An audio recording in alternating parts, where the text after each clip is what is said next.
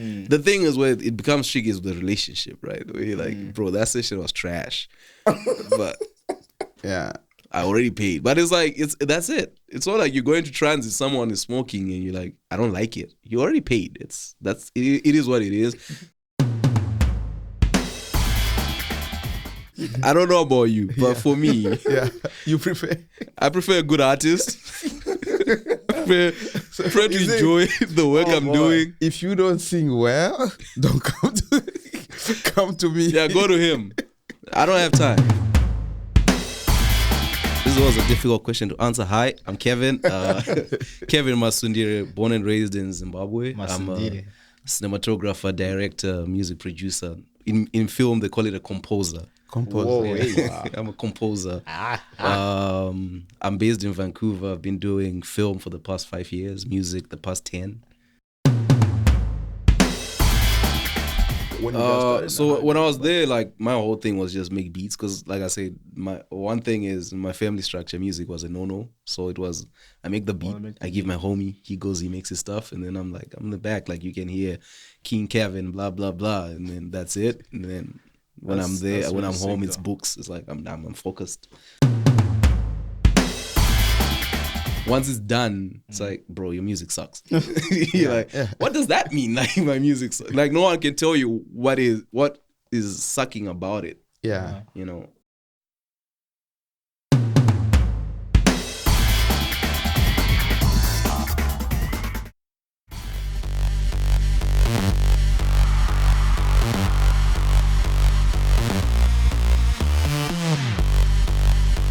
What up, Afrodiaspo Nation? We are back with another. Major, should I give it a chance for this one? Sensational. Oh my goodness, that sounds good. That sounds good. Welcome back to another sensational episode, man. We are back again, and you know the message. The only message that I always have to open up with this show is if you haven't subscribed to the channel, go ahead, click the button down there, subscribe to it. Tell your friends subscribe to it. Because we, as always, like to have a lot of educational shows, leaders come up here and entertain and give out their opinions and their knowledge towards something that we talk about in this show. So if you haven't subscribed to the channel yet, go ahead, click the button, man, and turn on notification button so you don't miss out on any episode that we drop on this channel. Do not forget to also subscribe to OC Music on Instagram. That's where he's going to be posting a lot of content that happens here. Behind the scene, whatever it is, just any information that goes on the show. And today's show is sponsored by Pimbaga, Mr. Pimbaga. Shout out to you. Wherever you are right there, we know you know you're sponsoring, Afrodiaspo Podcast. And also OC Music sponsoring Afrodiaspo Podcast. So subscribe to those channels, man. And we will go through the drill, you know what I'm saying? The hot fire burning list of the week. Major. Yesterday you did burn the fire, right? Oh my goodness! I did remember you. I still smell like fire. It's not going away, man. Yeah. So, what's up, Major? Good to I don't see feel you. like talking today, man. I got so much questions for the guests of tonight. Excited. That's why today that I don't want to be distracted. No, today you're locked in, and you have to be locked in. People. We discussed about this last couple of episodes, man. They want to see more of you. More of journalism side, so you have to pop up the questions, brother. I don't want to forget my questions today. No. And, I promise the people you will be happy. Because why are you going to be happy? Yeah. Because two people from the same field just are going to meet. It's like aeroplane landing in one, one spot. Okay. Now he's got you one. Fire gotta come out of there. I will be just twisting my face everywhere. This is interesting. This is very interesting. Yeah, it's we're gonna dive into the hot list of the week, Major. We're gonna talk about that. So number one, and also we need an artist of the week this week as well. Let's go, Major. So this week, Jordan C has a music video that we just filmed, and it was so beautiful. I think you experienced that, right? I experienced exactly that. You haven't seen the footages, right? I haven't actually. You haven't? But I'm waiting to be surprised by it because Yeah. I'm just featuring this song. Very, very blessed to be part of that song, part of that project. And Jordan, we're up to something, brother. So keep it up. Keep it up. The fire's burning. It's still burning. Yeah. So we have decided, at least in this community, like we're trying to boost each other and make sure that there is something that is dropped every week. Yes. That's what we're doing. Like at least there's a song, there's a music video, there's a comedy, there's something like a movie or anything. Yeah. So if you know you have something that has to be dropped a week, just send it to us. Like this week, as we said, Jordan C is going to drop a music video. We got the song that is out there by Baraka. Forever is still there. Forever. But the song of the week is still Focus. Oh, yes. Still. And I can tell you, after doing the analysis for this week, the artist of the week, I just don't like to give one person everything, but it's Baraka for sure. Oh, man, I made it. The guy in the back, I made it. You better put me on everywhere now. Yeah. I better be all over social media now. That's the week. If you never seen this guy doing music, you got to check out his I appreciate you, man. It's his an channel, honor. It's an honor to have that, man. That was good. You push me hard, man. If you say that, it just means a lot. But Focus is something that we created. It was special, man. So if you haven't checked it out yet, it's available on all platforms. Make sure you guys check it out and listen to it. A lot of people were surprised because I haven't done that style in a while. Even me, man. So many people don't believe I made the beat. Exactly. People say you probably got that beat from YouTube or something or somewhere. The thing is YouTube beat. But again, maybe we are the YouTube. The name tag is there. The name tag is hidden behind. We are the YouTube. So Take It All. It's my song. It's out there. Yes, sir. Gotta watch it. I love that. There's another song that is out there. It's a music video. Carried Away. Oh, yes. It's out there too. You gotta watch it. Then I have a lot that's coming. Oh, man. I'm trying to see if I can be releasing a song every week or maybe two songs a week. I don't know, but I think I can make it. I think you can, man. Now I have a lot of songs. I mean, Project 24.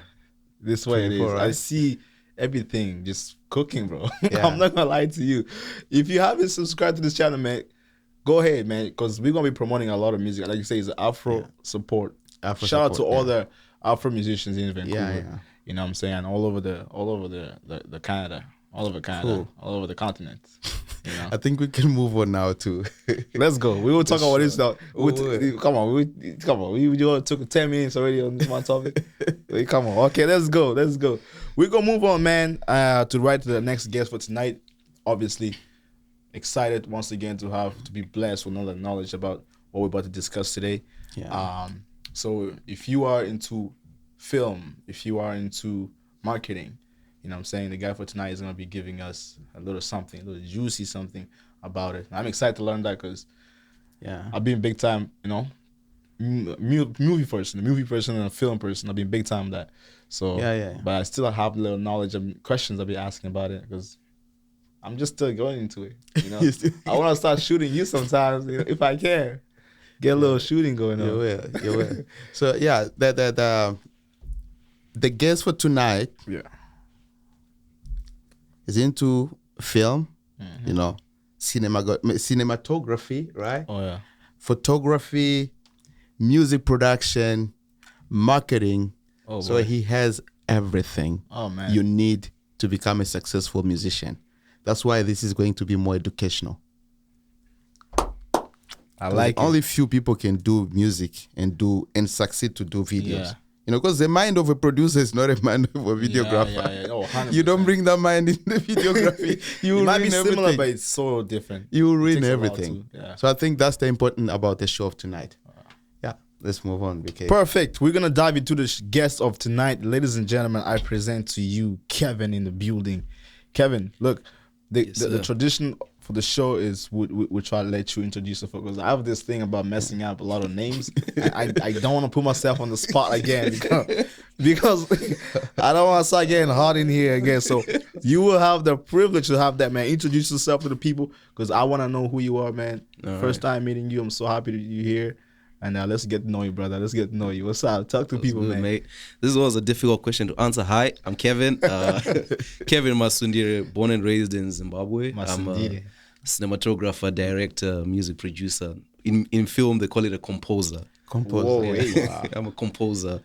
I'm based in Vancouver. I've been doing film for the past 5 years, music the past 10. Wow. So yeah, Impressive, man. it's really hard to figure out where to start from. But yeah, I guess through the interview I can Exactly. let you know more stuff. Exactly. Because the thing loved about this show, Major, we just keep bringing people who are like, I'm surprised, man. I'm like, I didn't know there was that many people in Vancouver who got that much talent, man. I'm like, they're all hiding in the shell, you know. Yeah, we used to think we're just alone We're down just here. alone Right? here. I'm like, where's the people out there? At some point, you even think you are the best, but no, no. You have to learn. That's why you have to kill your ego. Oh, man. And accept that you're still learning, because 100%. by the time you meet people like Kevin, Like Kevin, I'm like, you know, whoa. surprise. So you do music for 5 years, Kevin?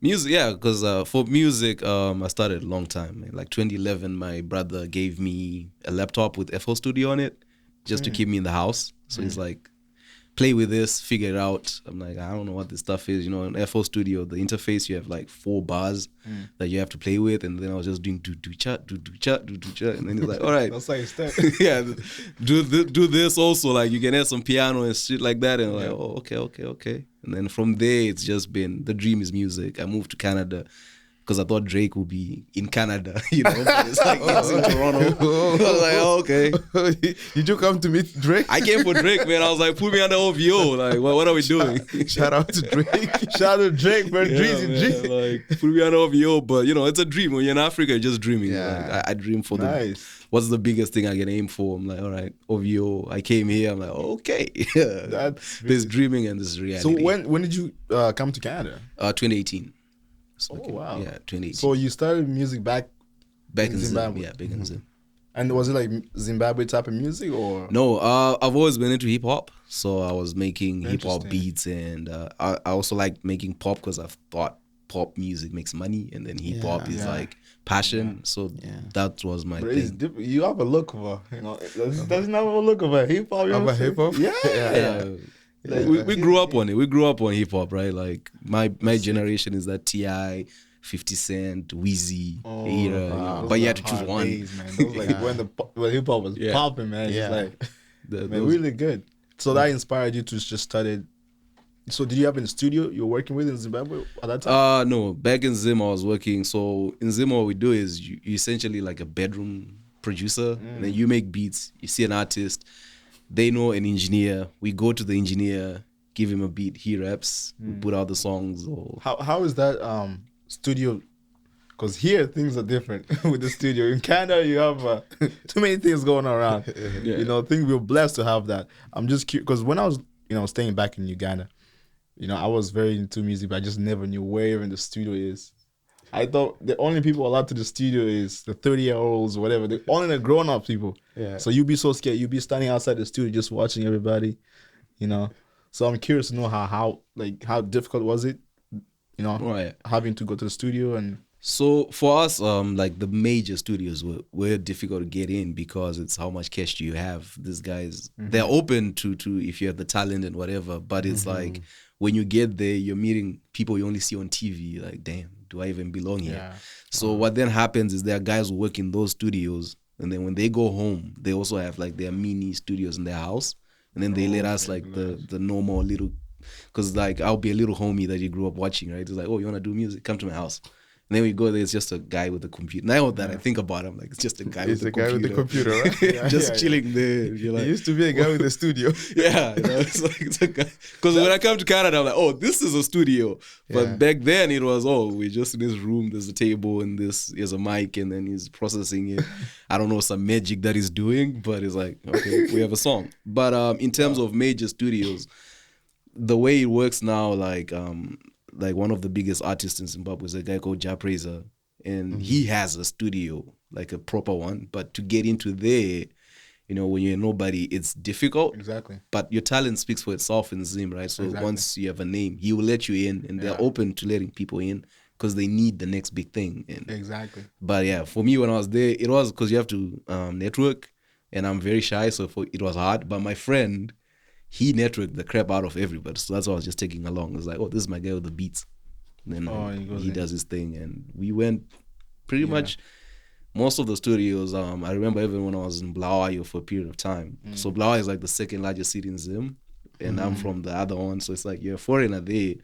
But when we were there, my friends, once again, it's like, you hook me up. We just end up in studios, but not like Canadian studios. I think over here we're blessed to have all this. Because I remember back in Uganda, I watched this documentary, I would say, about this Ugandan artist. And they were talking about how just little the studio is. Like, there would be like only 2 studios in a whole big city.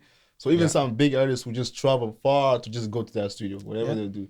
So I'm wondering that things have obviously changed now. Yeah. Like, there's a lot more people. Because now in Africa, there's a lot more artists, bro. I watched the videos. There's a lot of studios. Oh, so now things have definitely improved, eh? Yeah, because I think he's going to answer that, but it all goes down to what you call a studio, right? Yes. If somebody can make music and sell it, then that's a studio, right? So that's what we have in Africa. A lot of houses. I'm very impressed because I never. It would be interesting to go there and try to get them. But then, did you used to have a song where you promote there? When you guys started? When I was there, like my whole thing was just make beats because, like I said, my one thing is my family structure. Music was a no. So it was I make the beat, I give my homie, he goes, he makes his stuff, and then I'm like I'm in the back, like you can hear King Kevin, blah blah blah, and then that's it. And then when I'm there, when I'm home, it's books. It's like I'm focused. But yeah, that was the main thing we did when I was in Zim. Like my homie, everything is under his name. I'm like, all right, it is what it is. but that's how sometimes things are, because you have to create a project, and some people will be just making little instruments, but the name is still there because they did something. Yeah, it's like it's like those who know. It's like, those who know, yeah, because it's like the guy is now in Canada. Where's the music? Yeah. Wow, that's pretty interesting. Some of the songs that you produced back then, they're still.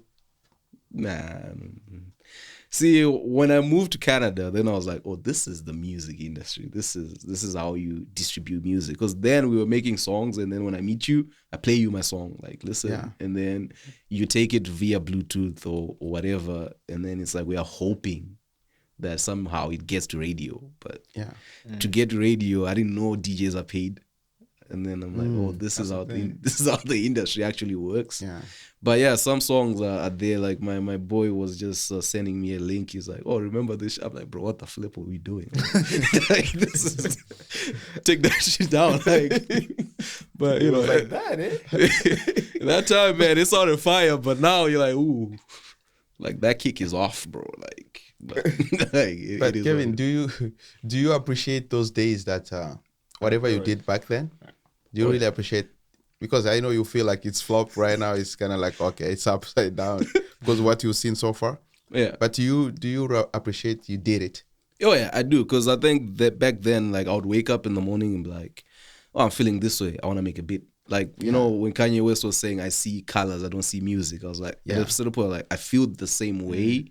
So when I listen to the beats, it's more of they just don't have the mixing quality, but the structure of it is like, oh, you were there. It's just you needed guidance or like to get into someone who knows how to properly mix it. Because the instrumentals were fire, the lyrics were there, but we just were two homies in the bush, like blah blah blah. Yeah. But I'm proud. I'm proud of the work we did. Like when I reflect, I'm like, man, with the resources we had, do what you get. Do you sometimes feel like education was needed for you to be taken forward in that field? Like I know you were studying something else, right? Marketing and stuff. But I feel, because for me the good thing was with YouTube, right? Like we had access to tutorials online, so it's like you learn so much then. But I wish I had someone who's like, okay, bro, do this, because I spent a long time reading the FL Studio manual, which is something no one does. And I didn't understand half of what it was saying, like oscillation, this and that. And then you meet musicians who don't even care about they don't care about those names. But then you're like, well, this affects what we're doing. That we can't get that sound because without doing this. But then I'm spending so much time trying to figure out this stuff, and I'm not really improving my craft as well, right? But eventually, I remember I was listening to I don't know if you know him, Young Guru, Jay-Z's. I know Young Guru, Jay-Z's mixing engineer. And he was talking, and I was like, "Oh shit, I know everything." Yeah, I'm like, everything he's talking. I spent like 2 years just reading this damn manual. Yeah, and I have the knowledge now, but to translate it to the craft, because I'm like, and then I realized this guy's simple. They don't make original stuff. I'm like, I've been killing myself trying to come up with original stuff, and like how. But I think, I don't know. Remember what was the question? I mean, that was a good question. no, like I mean, what I meant is, you had some knowledge about music production. Oh yeah. And at some point, you like right now, you don't feel like you did it like at the professional level.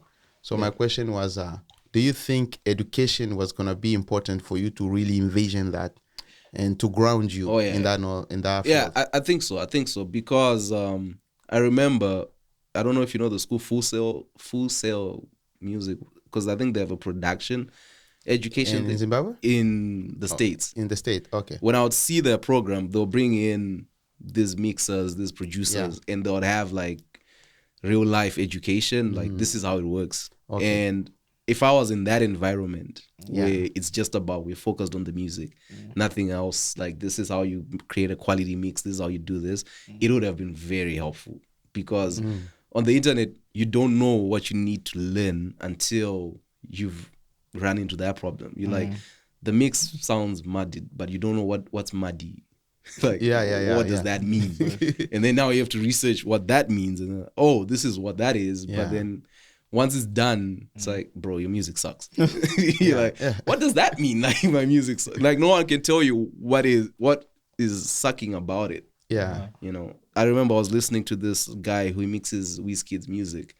And they were like, Wizkid was big in Africa at that period of time, but Afrobeats was not translating. Yeah. And the thing was in the mix, like the mixes that Africans were doing were just not hitting at the quality of pop music. Yeah. So for you as a listener, you're like, I like it, but it's not Beyonce. And then it's like, you don't feel it. Yeah. And I think for me, if I had that, man, I'm telling you, it'll be different. But now, by the same time, the same time that Afrobeat was not translating, because you already have an advance in how you listen to music, right? Yeah. That critical ear was already created slowly. Yeah. But at the same time, Oliver Mtukudzi was able to do music that was translating, right? Facts. In Zimbabwe. In Zimbabwe, yes. So do you take that as a failure? I don't take it as a failure, because what I take as a failure is Oliver Mtukudzi, rest in peace, he would invite people to his studio. If you want, like, it's called Pakaripai, you're allowed to go there and do music, learn music. Like, so for me, the failure would have been not going there. Okay, so you already went there. I never went there. Like, I didn't go. So that's a failure, right? Yeah, that's where if I was to look back at it, like, as a regret of mine. But the challenge was traveling. So, like, think about where he was is, you live downtown and the guy is probably in Aberystwyth. Like, that. Oh, okay. That journey. And for me, in Zim, like, things are a little bit different, like how you move, because you're like 18, 17. Yeah. You need permission, you need this. So it's like, do I want to go? And then you have to ask permission. Where are you going to make music? It's like, once you say that, it's like you're not going nowhere. Like, music, because we all know either drugs or jail or dead. Like, that's the result of music. That's the result of music. Because a lot of people do it for the passion, but it doesn't pay your bills, and then you end up depressed. Or these people come to Canada, learn the industry, come take advantage of you as well. Like, it's a really a lose-lose situation. Yeah. But yeah, in terms of, I wouldn't, like, when I say is it failure, I don't take it as failure. It's more of regret. Like, I wish I had learned under Chuku, because a lot of artists he taught, like Japraiser, or those guys, they're big at this point in time. Yeah. And so they had a chance. So you also had the opportunity, if you could have just gone in a bus and go. Wow. that was one thing. Get in a bus. Yeah. Go there. I want to make music. Yeah. They were open. Like, they had workshops, they had stuff. Because these people are producing nice music, man. I promise you. Is it music based mostly on Zimbabwe, or is it like they want to create worldwide kind of music? So there's the goal of it. The thing was they made Zim style of music, like traditional songs. Okay. But you'd find that the concept translates, right? So once you know how to set up a mic for an artist to sing, it's basically the same thing. Okay. And then it becomes about your ear. So what you want is access to the technology. We were just using a laptop and a microphone. And you know, it's $100 microphone, which to us is a lot of money.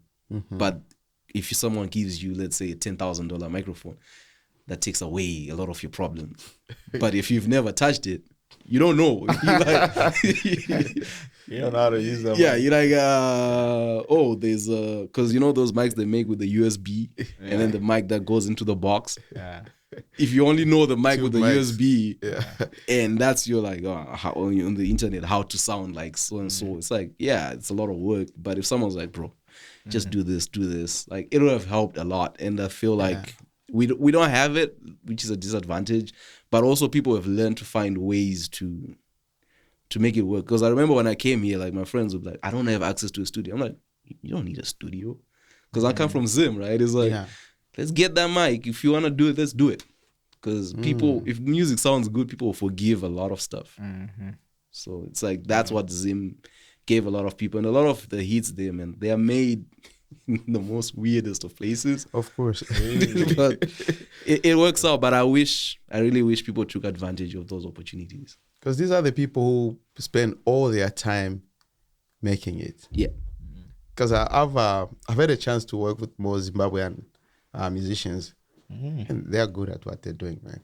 Over in South Africa. In South Africa, yeah. Oh, nice. When they come there, they punish, man. Yeah. Zimbabweans are smart. But what do you think they move from Zimbabwe to go in South Africa? It's the economy. So you find in South Africa the music industry is more set up. It's you know, if I do this, I do this, I do this. Whereas for us, right, you have a voice, you can sing, you need to meet a producer, you need a studio, you need distribution, you need all these other hands. In Zim, you're doing it all by yourself. You're likely to be the producer, you're likely to be this. And that just doesn't grow your career. Whereas in South Africa, the system is already in motion. You go there, you're meeting him, he's doing your mixing and stuff. So it's like, oh, I can be an artist. Let me do this. And you've spent, like, we start music like when we were kids, babies. Because we have music programs throughout school just for fun. It's like a hobby. So most people take it seriously. They grow up with it, the techniques, you have the information. But to execute, you don't have that. In South Africa, it's like, it's there. Like, they just have it all. So when you move, opportunities exist. If you're good, your music career, you can have a career. You can, and you're paid something that's worth. Like, I remember when I was in Zim, if a show comes up, I'm like, how much? $5? Nah, I'm not going. And So is it a population? Like, do they support the artists they allow? Or we support, but it's more of you have to be the best, and you have to give people a reason to support your music. Like, you only have 30 seconds to impress an audience. Course, like, okay, this is trash. I'm not, and people are very vocal about it. Oh yeah, so it's like this. Yeah, I can't do anything. Whereas in South Africa, they allow you to grow. The artists, like you know, if you look at Casper in your vest, his career, you're like, oh, look, guys, he started from here, but he's here. In Zim, there's no. It's like you start here. Otherwise, we don't have time for that. Like, people are busy, people are hungry. Like, give us quality music. So that's why I think it's easier to move to South Africa, because you have the base and then they have the platform for you to just shine. But when they move to South Africa, do they represent Zimbabwe, or now they're representing South Africa because now they're making music there? The thing is, what's wrong with that? Our culture, Zim, South Africa, I would say Southern Africa, you know, if you're in South Africa, you have to be South African. Oh boy. Because I feel like, I don't know the thing. It's like that big brother, little brother thing. So when you're in South Africa, I feel like they love their own people more than they allow a foreigner. So the moment you're in there, it's more of, I have to become local for my brand to grow and for me to be relatable to the people, and also not for them to see me as a foreigner. But then as Zimbabweans, we know you're Zimbabwean. We will claim you. Like, this is our artist. Like, if you know Nadia Nakai, like, I know Nadia Nakai, yeah, born and raised in Zimbabwe, moves to South Africa. Really? You're like, that's our artist, but then she's more South African now because she's made it there. So you're like, that's crazy. You know, that's crazy. But I think there's only one time that you know you're Zimbabwean in South Africa, when xenophobia comes. Yeah. You will remember you're Zimbabwean. You're Zimbabwean. When xenophobia, South Africans, Zimbabwean and Nigerians, South Africa. Like, for me, I will never go. You. They will know you, man. They will come to your house. We know you. Yeah. Wow. Quick question. Yeah. Yes or no, Lucky Dube, you know Lucky Dube? Yeah, I know Lucky Dube. Is Zimbabwean. See that one, And that's why they never loved him in South Africa. Yes or no? Wow. we That's tough. you know, Wikipedia didn't exist, so it's hard to know. But word on the street is he was from Bulawayo. He was born and raised in Bulawayo, moved to South Africa back then, and so we say he's Zimbabwean, but most South of my Africans research, claim him too. yeah, South Africans claim him too, and I've never really got a conclusive that is he really Zimbabwe. If he's Zimbabwean, he's from Bulawayo, which makes sense. But Because of the Crazy name man. that shares, right? yeah, it's that also like Dube name, right? the family would have to come out Oh, and tell us like But it's a crazy artist. Bro. Yeah, Like, he's a you gotta crazy- know when you move to South Africa, does your style change when you're making music? So now I don't know, but back then, so before Amapiano, there was South African sound. There was Kwaito. There was the stuff that they had, and then there was Zimbabwean Pata stuff. pata. Yeah, and then there was Those are the old Zimbabwean days, stuff. eh? Yeah, Lucky Dube Those used are to the do old pata days. pata.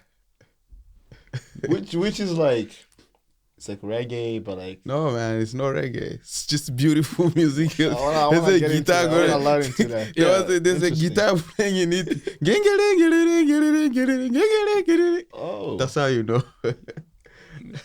interesting. Yeah. But then the things change when they don't necessarily comes change. out. Yeah, well, so what happens with Amapiano? Because Amapiano and Afrobeats now it's like what's what like. it's colliding now. Yeah, it's like- colliding, right? But back But then, South Africans still claiming, he's my piano still yeah, South 'cause- African.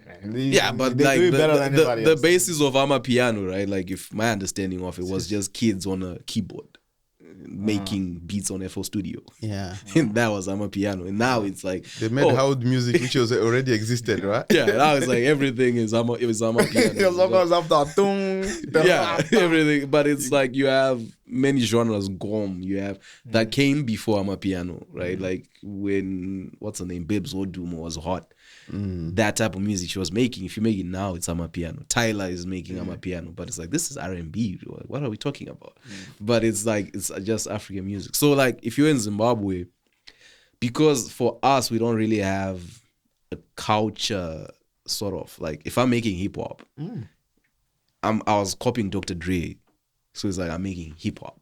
If you are making R&B, either you're influenced by Usher or you're influenced by South African musicians. So when you go into South Africa, now you have to find through their own genres, where do I fit in? And then you could switch up your sound. Because you want the South African audience, because those guys love to party. Like, they love to party. So you have to make party music for South Africa. for South Africans. Whereas in Zimbabwe, we like to listen because we had one state, like our things, man, like it's a book. Like we had one radio, okay, I think we had 3 radio stations, but you're only forced to listen to one, and whatever music you're making has to fit the mood of the DJ at the time. Wow. So if it's But right, that's crazy because from my understanding, I feel like all the crazy musicians are from Zimbabwe, like you said. But like my question can to you, sing, man. yeah, my question to you is how can Zimbabwe change that to make it now the artists originally from Zimbabwe to start making songs there and be originated there. They don't have to move somewhere else to. They have to represent the country in a way, and the people have to know what they're representing. So what have to change? I think it's more of knowing who you are as an artist and what you're trying to do it for. Because I think one thing we all tried, me included, was to be somebody. I grew up wanting to be T.I. So it's like my whole thing. Yeah, like I thought it was so cool. So it's like my whole thing, the music, everything sounded like T.I. sound. yeah, 100%. So it's like you're trying to be that guy, you forget who you are. Oh, 100%. So then by the time you're there, it's like, bro, I just listened to this. Like, what's this? And I think now what they're doing is people are becoming themselves and having like knowing what is it about the music you want to say. Right. So a lot of artists do that, but I still see a lot of wanting to be somebody else, Right. which is very difficult to translate. Like when you listen to it, like, yeah, it's fine, but I've heard it before. Right. So now, like I said, there's a guy, Ja Praiser, like he's like people hate on him, but He's for other reasons. original from. Yeah, he's from Zim. And He he's making stays his music. Zim. That's Yeah, good. Ja Praiser, Winky D. Like we have those guys who are big and they're representing, but then it doesn't translate internationally though because Exactly, it's all in vernacular. So it's like, oh, yeah, nice song, but I don't hear what you're saying. Which I don't know how Nigerians do it. Like if they could share the secret. We're trying to ask the same thing. Please. What is the secret? Share the source of how. Like I'm like Benna Boy, I'm like, bro, what the flip is he saying? It's just fire. It's fire. But how I don't know. I think the style is helping them too, though. Their style? Because if you listen to let's say Kwaito, Kwaito is kind of like the same as Afrobeat. Yeah. But it's a bit faster. You know, it's kind of like fast. Yeah. If you go to Congolese music, it's the same as Afrobeat, but it's fast. Yeah. Now they just brought it down. They slow down the entire thing. Yeah. And then people started enjoying it. It became like more simple for people to understand what's going on. Because if you go to Nigeria, even people like Awilo Longomba, they are big over there. Oh, yeah. Congolese musicians. Very big over there. And then there used to be South African songs that will make it in Nigeria more than it makes it in South Africa. Yeah. But of course, people like Professor, they used to make it over there. Yeah. Or Skido. Oh yeah, Skido. Skido make it everywhere. But when they slow it down, then Afrobeat became, because Fela Kuti used to do Afrobeat since, he was big back then, but now Afrobeat is kind of like going viral everywhere now. It's crazy how it's gone. But that's the thing, right? Like we grew up on, I remember Awilo, I'm trying to remember the guy's name. Like he doesn't sing, bro. Like that guy talks. Like his song, like on Awilo, it was a chief who. No. Kofi Olomide. Kofi Olomide. That man doesn't sing, bro. Like, what the hell? Like, yo, this dude is talking like the whole thing. Hey. That's the thing. That's the thing people never understand about Congolese music. Yeah. It's about the guitar behind it. Exactly, yeah. Take off the guitar, everything is empty. Oh, boy. Yeah. See, I picked it up when I was older. I'm like, wait a minute.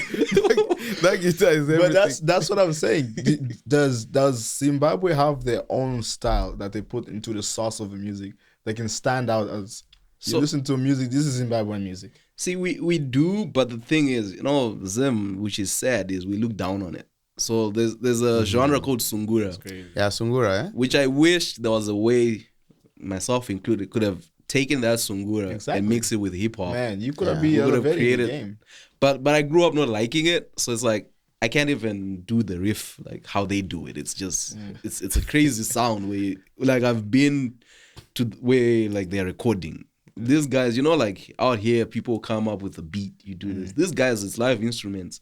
They get in, they just go off of feeling. Lyrics are written there. You're like, how the flip is this working? Like everything is just cooked, and they have an album within 7 days or whatever. Yeah. And then I'm like, hip hop can take that. Like we can take that, sample it, and do whatever you want to do. But it's like the rhythm, the tempo, nothing is scientific. Whereas with what we do on the laptop is like their numbers. Do this, do that. It's like it's 130 BPM. These guys is just like, okay, drummer, okay, I'm feeling this. And then the guitar guy comes. There are 4. Like I remember one time, I think he had like 7 people with a guitar. You're like, how is this working? So you have that thing where these guys made it. Like there's a guy called Alec Macheso. He was big since I was a kid. But it never translated internationally. But locally, to this day, if he just says, you can go and just cough, people will love what he's doing. But then it's people sort of look down on it. Like it's not something where if you say, oh, play me some Zim music, I'm not searching him up first. I'm like, but Macheso was big though, if I remember though. Exactly. In Zim, he was big. No, but they used to go international, but not like how you should be international. Yeah. They used to be invited to festivals with people like Oliver Mtukudzi. And they go there, they beat so bad, and then they go back to Zim. But who's the audience? You see, the thing is, they'll go to South Africa, you have a Zimbabwean audience. You go to the UK, you have a Zimbabwean audience. It's not really the UK. Like, I looked at it, like, I remember the guys were like, I'm going on tour, I'm going to Canada, I'm going to this. I'm like, who's your audience? It's just Zimbabweans, That's what I'm saying, It's not translating, It's true, though. It's true. Because even, like, some Kenyan artists, they might go to like Switzerland to go perform or it's tour. only Kenyan coming, eh? Yeah, because now you have to find who's in Switzerland that's Kenyan or they're gonna support hear your music. You know what I'm saying? Yeah, but it was like that even for Congolese music for years and years. Yeah. But Congolese, like, I remember you guys, like, at every party, like, it was... In Africa, right? In Africa, yeah. In Africa. Because there's no European radio that's going to play a song that is 15 minutes. Because that's part of the thing that maybe made African music not to work. Because Nigerians do a song for 2 minutes, right? If you listen to most of the Sungura music, it's 15 minutes, man. It's 12 minutes. They used to call them LPs, you know? Like long play. You're like, oh shit, this thing has been playing for the last 2 hours. Like, people keep moving. Wow. And they're singing everything that is happening in the street. Oh my goodness. Oh my goodness. There was no structure, man. That's what I was saying. Like, our music industry, like, we let ourselves down. Like, we really didn't. It was never focused on the audience. It was always about the artist expressing yourself, right? Like Sungura, it's about a bunch of kids come together. They make a band. They make music. They don't know what they're doing. It's like, oh, this sounds like a song. Oh shit, the crowd likes it. It goes. It's recorded. Yeah. And do you think like you can message to like a young Zimbabwean, you know, boys and girls out there? Should they try to go explore somewhere else and try to bring their own style of Zimbabwean into Zimbabwe so it can grow a bit of economy? I think the thing that you have to do right now is discover your voice. What do you want to do with music? Right. Make the songs you want to make. And then people will flock to you. Because the thing is, if I come to Canada trying to do music, there's a bunch of Canadians wanting to do music. So that line is like so long before you get through. Yeah. Whereas if you're in Zim, you can make music that you want. Fix your craft. When you come here, right, let's say you've done it. When you come here, it's like, oh, this is what I do. And then for someone who's Canadian, it's like, listen, if we combine, we create something new which benefits both of us. But if you come here being like, I don't know what I'm trying to do, it's like, bro, we're trying to make money, move. Because now, even in Nigeria, there's a lot of labels who are signing big artists. So now it's even harder for younger artists to start making it, just like it is in the States or Canada, whatever it is. So I feel like Zimbabwe has like that chance to come up. Oh yeah, the we have. is there. Because in Zim, bro, like I was listening to this girl. Okay, I'm not gonna say her name because I'll be cute, but like she's on top, and I'm listening to it. I'm like, Jesus Christ. Okay, there's talent, you know. There's people support you. Like she's doing her thing. It's like, but the raps are not there for me. The bars are not there. There's a lot of like it's just raw talent being pushed. Maybe she has money. Who knows? But you're like, if we play this next to, because she's a rapper. Who's a rapper now? Doja Cat. Oh, I don't know. Like if we do Nicki Minaj, it's not going to. It's like, bro, what are we doing? But then that person has the opportunity to really sit down and say, what am I trying to do? What am I trying to say? How do I improve the quality of my music? Because now you have a nation, right? Like if we say Zimbabwean artist coming, like how Tyler works. Like for Tyler, it was this South African girl, she's doing this. And then when Water comes out, you're listening to say, it's a South African artist, I don't know what it is. Oh shit, this is fire. That then gives her that thing of, she's signed to an American label, but they still push the whole South African thing to say like, listen, she's not from here, just give her a chance. And then I think for Zimbabwe, if we do the same, which is good for her. And we can do the same. Like I'm a Zimbabwean artist. This is what I do. I represent my nation. And then people will respect you. Do you think artists in South Africa that's what they should be doing? Probably. They will bring up Zimbabwe pretty up then. Oh yeah, people in South Africa, like, because in South Africa you don't even need to leave South Africa. The industry is set there. Like you don't need to move, you don't need to do anything. I don't know. Like I know the crime rate and the economy is getting a little bit weird, but we discussed that about. But you can see like you see guys like AKA Casper, like those guys set up the blueprint of how it's done. Like Nasty C was so huge at some point. Dude was living my dream. Like he was with T.I., he was Lil Wayne, he's doing his thing. Wow. So you can tell like it's been done before. It can be done again. Whereas in Zim, we have a lot to fix, which is not an artist's fault, but more of a economic, political realm, weird shit. Where it's like it's not your fault, but like create who you are. You can move to South Africa. Though I don't know if they'll accept you, but if they do, I think that's gotta be the message. Create who you are and move somewhere where you can progress and come back to sound the foundation. Yeah, that's the truth. But if if they may give you a chance to go back to your previous years, what do you think you could fix right now and say, I'll fix this once and for all? You know, if you could go back to the youth, you know, age. If I would be young again, Yeah. I'll be on YouTube, man. Like, I'll be on YouTube. I'll be like, make those beats, put them up on YouTube, make videos. Because the thing with YouTube, it's a platform where your music goes internationally, globally. People have access to it. We were in Zim just watching videos. We were not posting. You have to buy a CD, right? Yeah, like we were not. I remember you were watching YouTube videos. I was watching YouTube when the internet came. We didn't know what to do with the internet, bro. Like, because for us, we were late to the game. The internet was like 2010. That's when everybody had access to it. So you're like, you've come from no internet to the internet to what the hell do we do with this thing? And then you're on Facebook, and then you're just consuming content. You're consuming. And we were making beats, spreading them through Bluetooth. I'm like, put it online, because you're always one song away from that viral thing happening. And I think if I could go back, because then what that would have done was it would allow me to access other people's music, because I didn't even know, like, there were also other bedroom producers where your sound then develops and you can learn from other people. So by now the catalog would be crazy. Back then I was making one beat a day, and I'm like, and then I hear J. Cole saying, listen, if you ever made 5 beats in a day, you're not a producer, you're joking. Wow. Like, if you cannot make 5 beats in a day. Yeah. It's like, what have you done?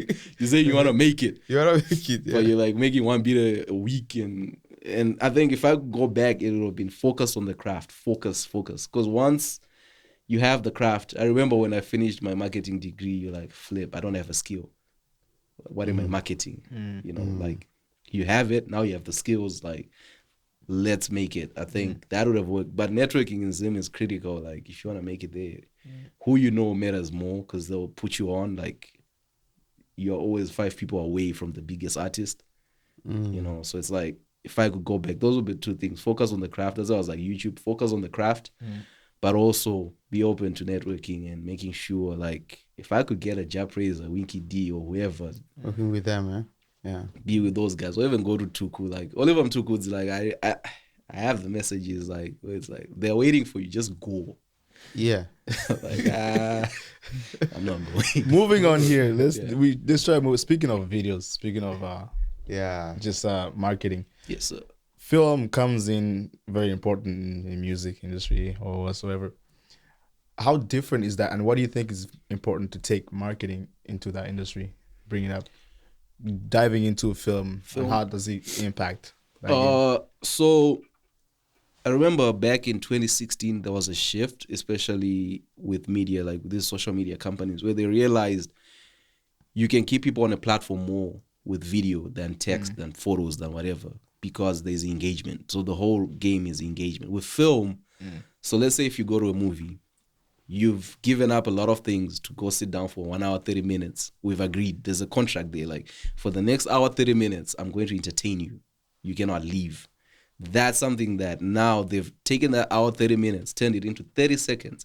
For the next 30 seconds, I'm going to entertain you, right? So you cannot leave this platform. And that's what video does. For music, it's, we've listened, but you're trying to visualize. What is she saying? You're trying to visualize. And then in music, it's like, how does Tyler visualize her own song in how I visualized it when I heard it? And then when you're watching it, like, shit, this is what it is. This is the dance. Oh, I want to make my own thing. So what you look at with video is it makes me visualize what I'm listening to, but it also makes me connect with the artist, because I feel like I know you. I don't, because that is the only period of time.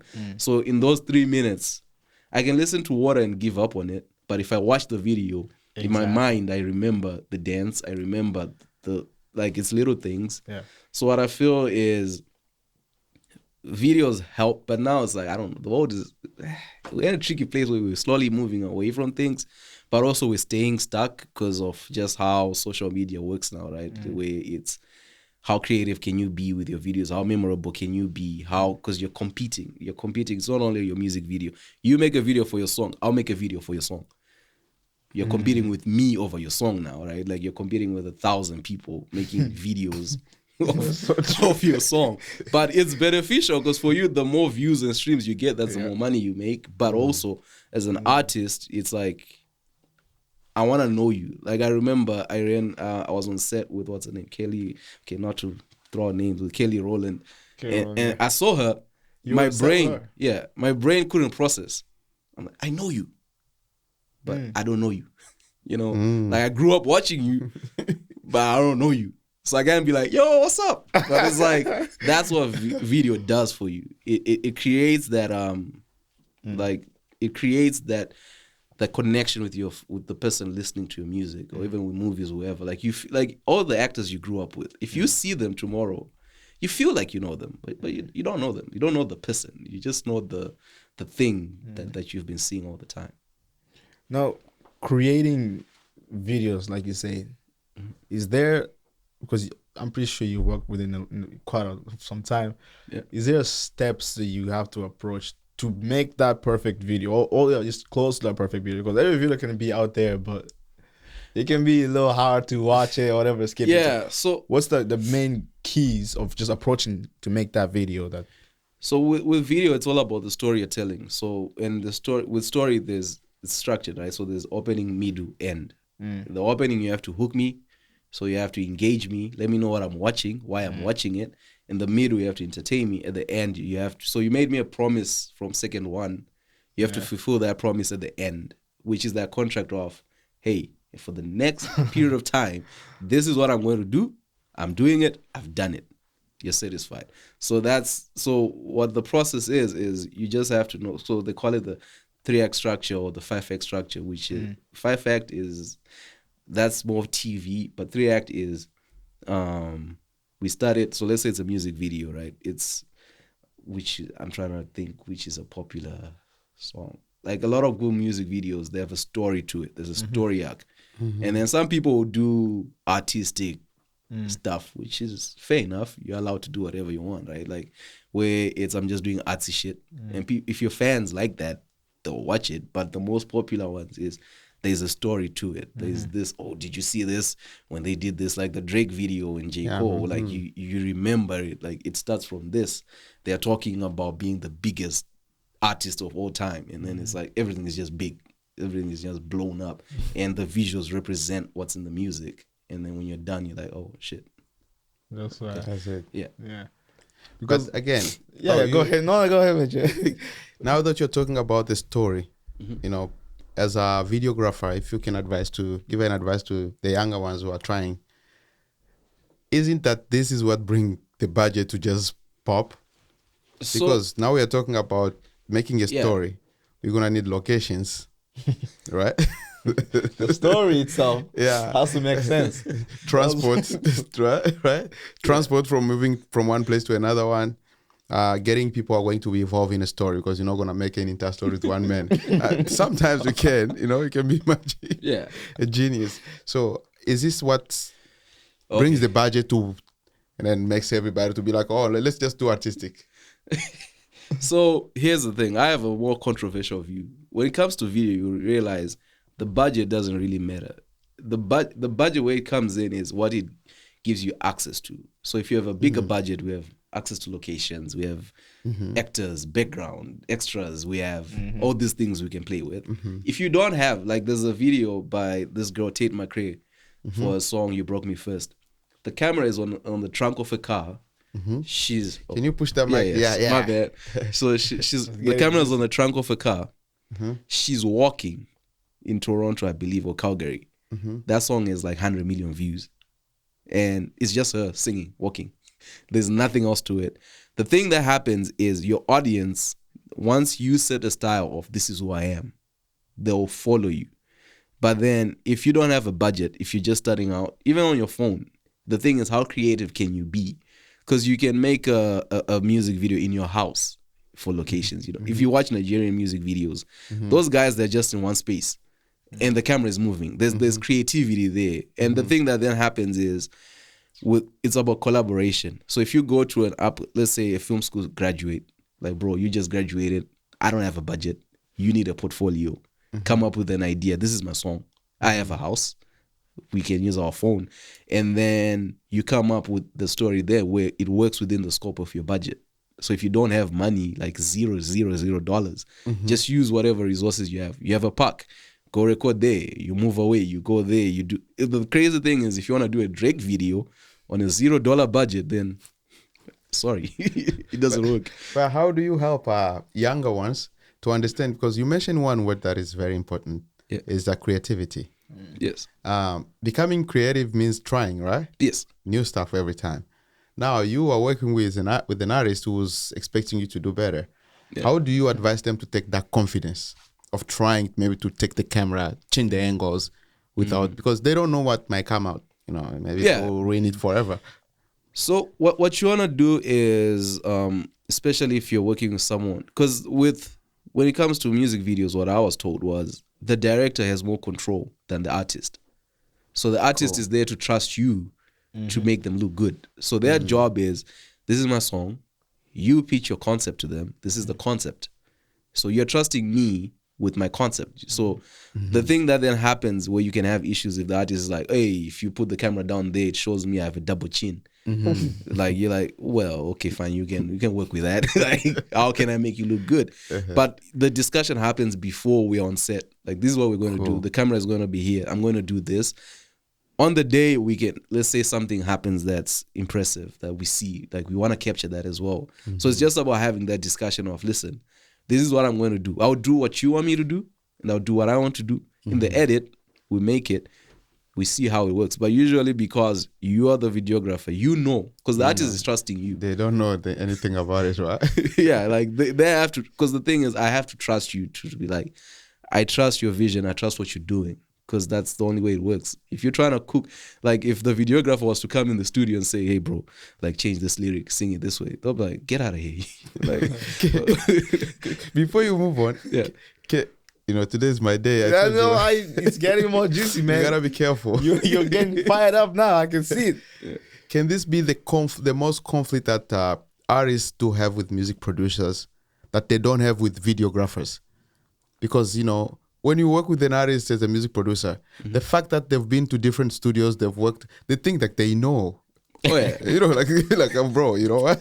Yeah, you know what? I've worked with somebody else. This works for me. Yeah, I remember I saw a video where the guy was like, on my auto tune, put it in the key of G, and then they're like, no, but the song is in the key of E. What are we doing? And it's like, yeah, but that guy put it in me on G. It's like, bro, relax. Relax. So for the artist, it's more, you have to trust the person, right? You have to trust. Because you came to someone because you value and respect their work, and you want them to, they're offering you a service. But then for us as producers, we're also offering a service, right? For music producers. Yeah, right? For us, what we're doing, we're tools, basically. We're like, all right, this is what I do. You're paying me $50 or $500 an hour. If you want trash, I'll give you trash. It's not me. Me, I've done the best that I can. You come in, and I know, like, it's frustrating as a producer. You're sitting there, or even as an engineer, you're sitting there, the guy's like doing this. You're like, bro, come on. Like, what are we doing? He's teaching you what to do. Yeah, you're like, I like that snare. And like, you put it tomorrow, he comes back, he's like, bro, I don't think that snare works. That snare doesn't hit. It doesn't hit. But you liked it yesterday. Yeah, I think it's just a matter of trusting each other. Like I trust you as a vocalist to do your thing. I would not step in the booth and say, what if, like, I know as a producer, it's my job also to make you sound good. Like, hey, I think you're flat there. Like, go there. It's a suggestion. But I will not sit there and pretend like I know, sing from the diaphragm, sing from where I'm not a musician. I'm not there. But I've spent 10 years of my life learning this damn software. Yeah. So if you come in and you're like, hey, increase this volume here. It's like, no. Your vocals sit at this frequency. The beat is at this frequency. That's what you're trusting me for. That's why you're here. That's why you picked me. Like, you can go anywhere and anyone can record you. But like the quality of work depends on the person you're working with, and you have to trust them. Like, as an artist, it's like, the other thing is you also want to be careful because you don't want to trust someone who's learning with your song. There's only one thing that always surprised me from musicians. I don't know if you went through this too when you were producing music. And I think this is really a pity for us as music producers, especially younger ones. An artist will come to the studio, they ask you to work on their song, and you welcome them. There'll be there's always a question that comes: can you play something that you've done so I can listen for quality? Yes. And you play. He's like, wow! He's so excited. Now he falls in love with you, with whatever you're doing, just because he heard the quality. But the day you're gonna work with him, he doesn't want that quality. Now he's trying to print his own quality from his head. Like, bro, but you trusted me with what I was doing before. Now I'm giving you that. You don't want it. And that falls everywhere, whether it's video or music. Because I think what people do is they have an idea, right? They have a vision. This is what I want. And then listen, in video you say, this is my portfolio. It will never change. This is my style. This is what I do. If you want that, John is over there. He does that. Go over there. If you want your own thing, this software exists. Buy it, learn it, introduce your own thing. Because I cannot do what I don't know. Like let's say for example, this should be what we should be telling them. Yeah, like if let's say someone comes to me and is like, make me a Wizkid beat. I'm like, bro, I have no idea in what the guy who made Wizkid's beats was thinking. Like, I can only give you me. This is what I have. Make me like this right here, man. Yeah. Come on. How does that work? Like, it's even better when they tell you to make them a Wizkid beat. I don't know this, man. I feel very weird right now. You're calling us out. Yeah, we are telling them. Yeah. We need to bring another scene here. We see what the perspective is. Because I'm like, it's true. You know what I'm saying? It's true. But as artists, we also have our own mind. Like, no, but if I come to you and I'm like, bro, sing, come make a vocal feature on my track, sing like Ariana Grande, what you gonna do? You look at me and be like, are you crazy? I have my own style. I wanted to say the funniest thing. Yeah. It's not just the beat, because the beat you can even manage to make it. Yeah. They will sing. They're singing out of tune. Oh, yeah. Then tomorrow they come with a song from Beyonce and say, can I get my voice to sound like this? They're like, bro. Yeah, Beyonce started singing when she was 6. But how do you I saw you starting here in my studio.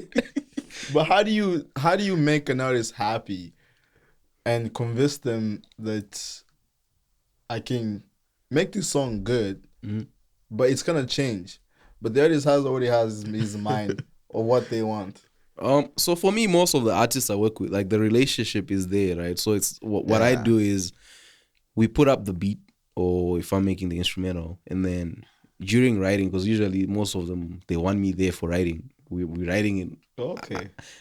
I'm just there going, yeah, it sounds like it works, you know. and when they sing, so I know there's a girl, like she sings, and then today it's one verse, it's this type of pitch. The next verse, the pitch changes, and then I have to be like, listen, we need to match it. Okay, let's, and then is that conversation. She goes away, plays it to her friends. Sounds bad or whatever. She comes back with feedback like, let's change it, and then you're like, no, you and me. It's you and me. Whoever's out there. Come on, man. Let them do their thing. Because we're building something, right? Like, it's a collaboration. They play it to their sister. And their sister will be like, I don't feel it. Yeah, like he comes back to you. Like, make it sound like beyond. Come on, man. Like, no, it doesn't work. Because I'm not even right. You are writing, like, because now I have to be your confidant. Because the person they're criticizing, it's you, not me. I'm just a tool. I'm just there to press record, pause.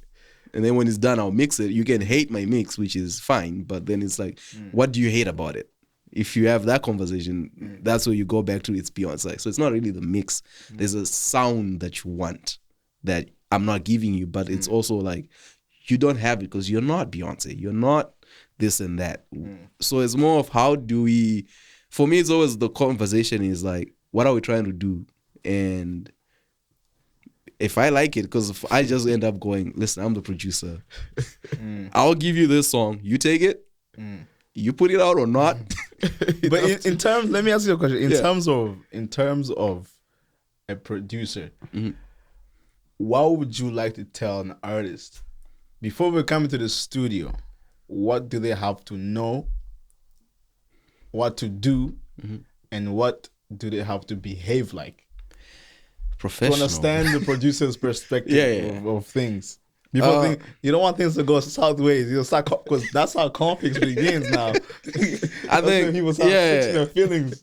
I feel like it's more of know what you want, right? Come in with the vision, express the vision. So most of the songs that I've done, it's my idea of, I'm trying to make a song of this, and I feel like your voice will work better on it. This is what I'm thinking. And then it's giving them room to think of what they want to do with the lyrics, or if it's the other way of, bro, I have this beat, I have this song, this is what I want to do. So all right, come, I can just sit there and have you do your thing. But if you're coming, for me, the most conflict is, I don't know what type of artist you are, but there's this thing of, I have to get in the zone, I have to get in the mood, I have to do this. I don't have time for that, like, bro.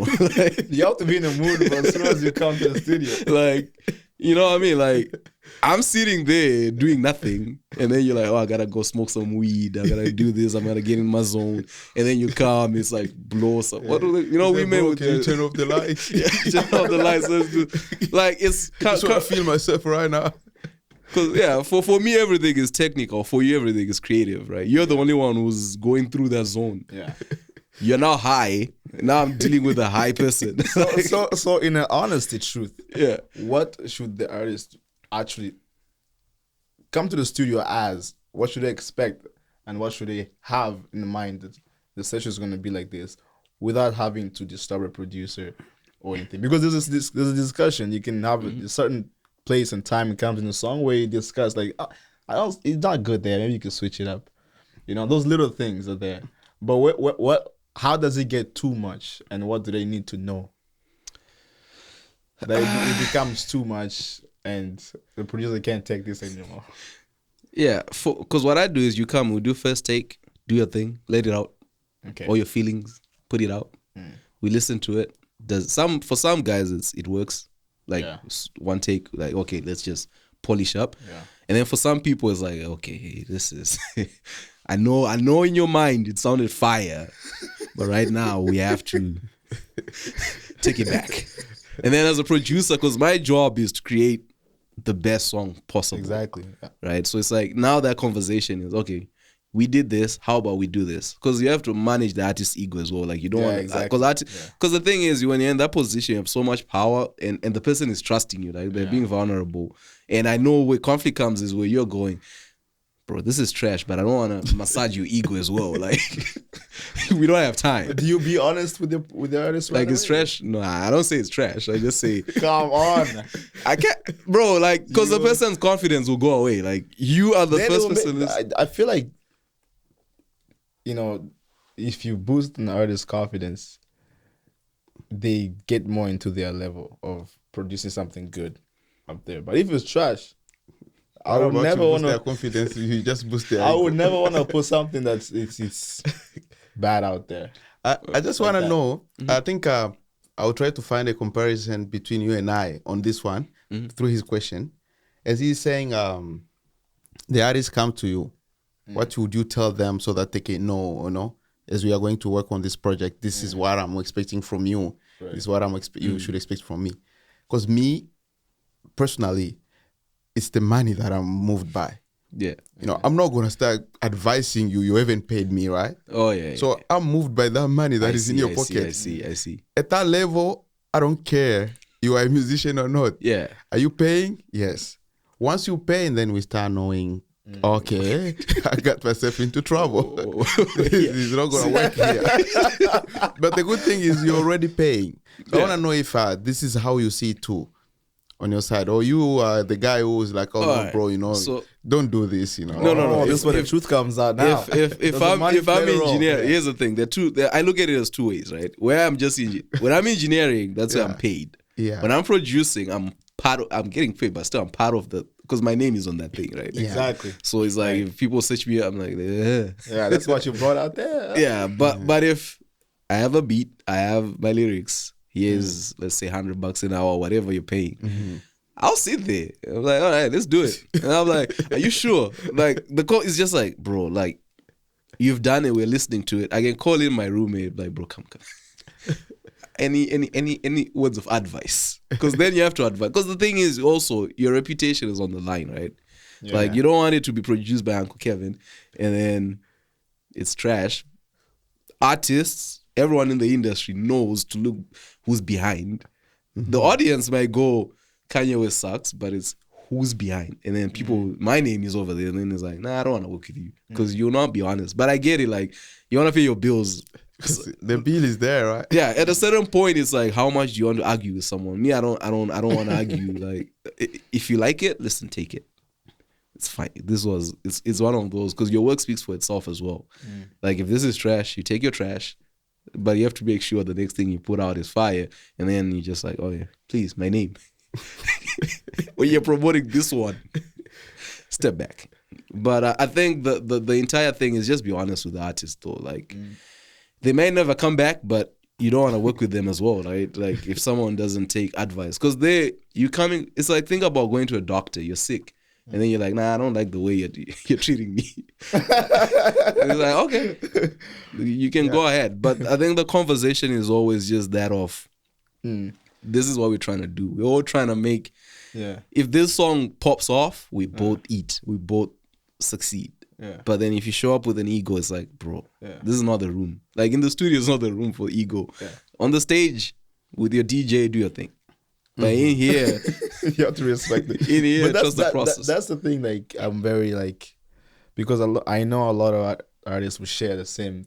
Because that's why I want to bring one producer here, one artist right there, so we can have that discussion. Yeah. Come on now, how can you do that?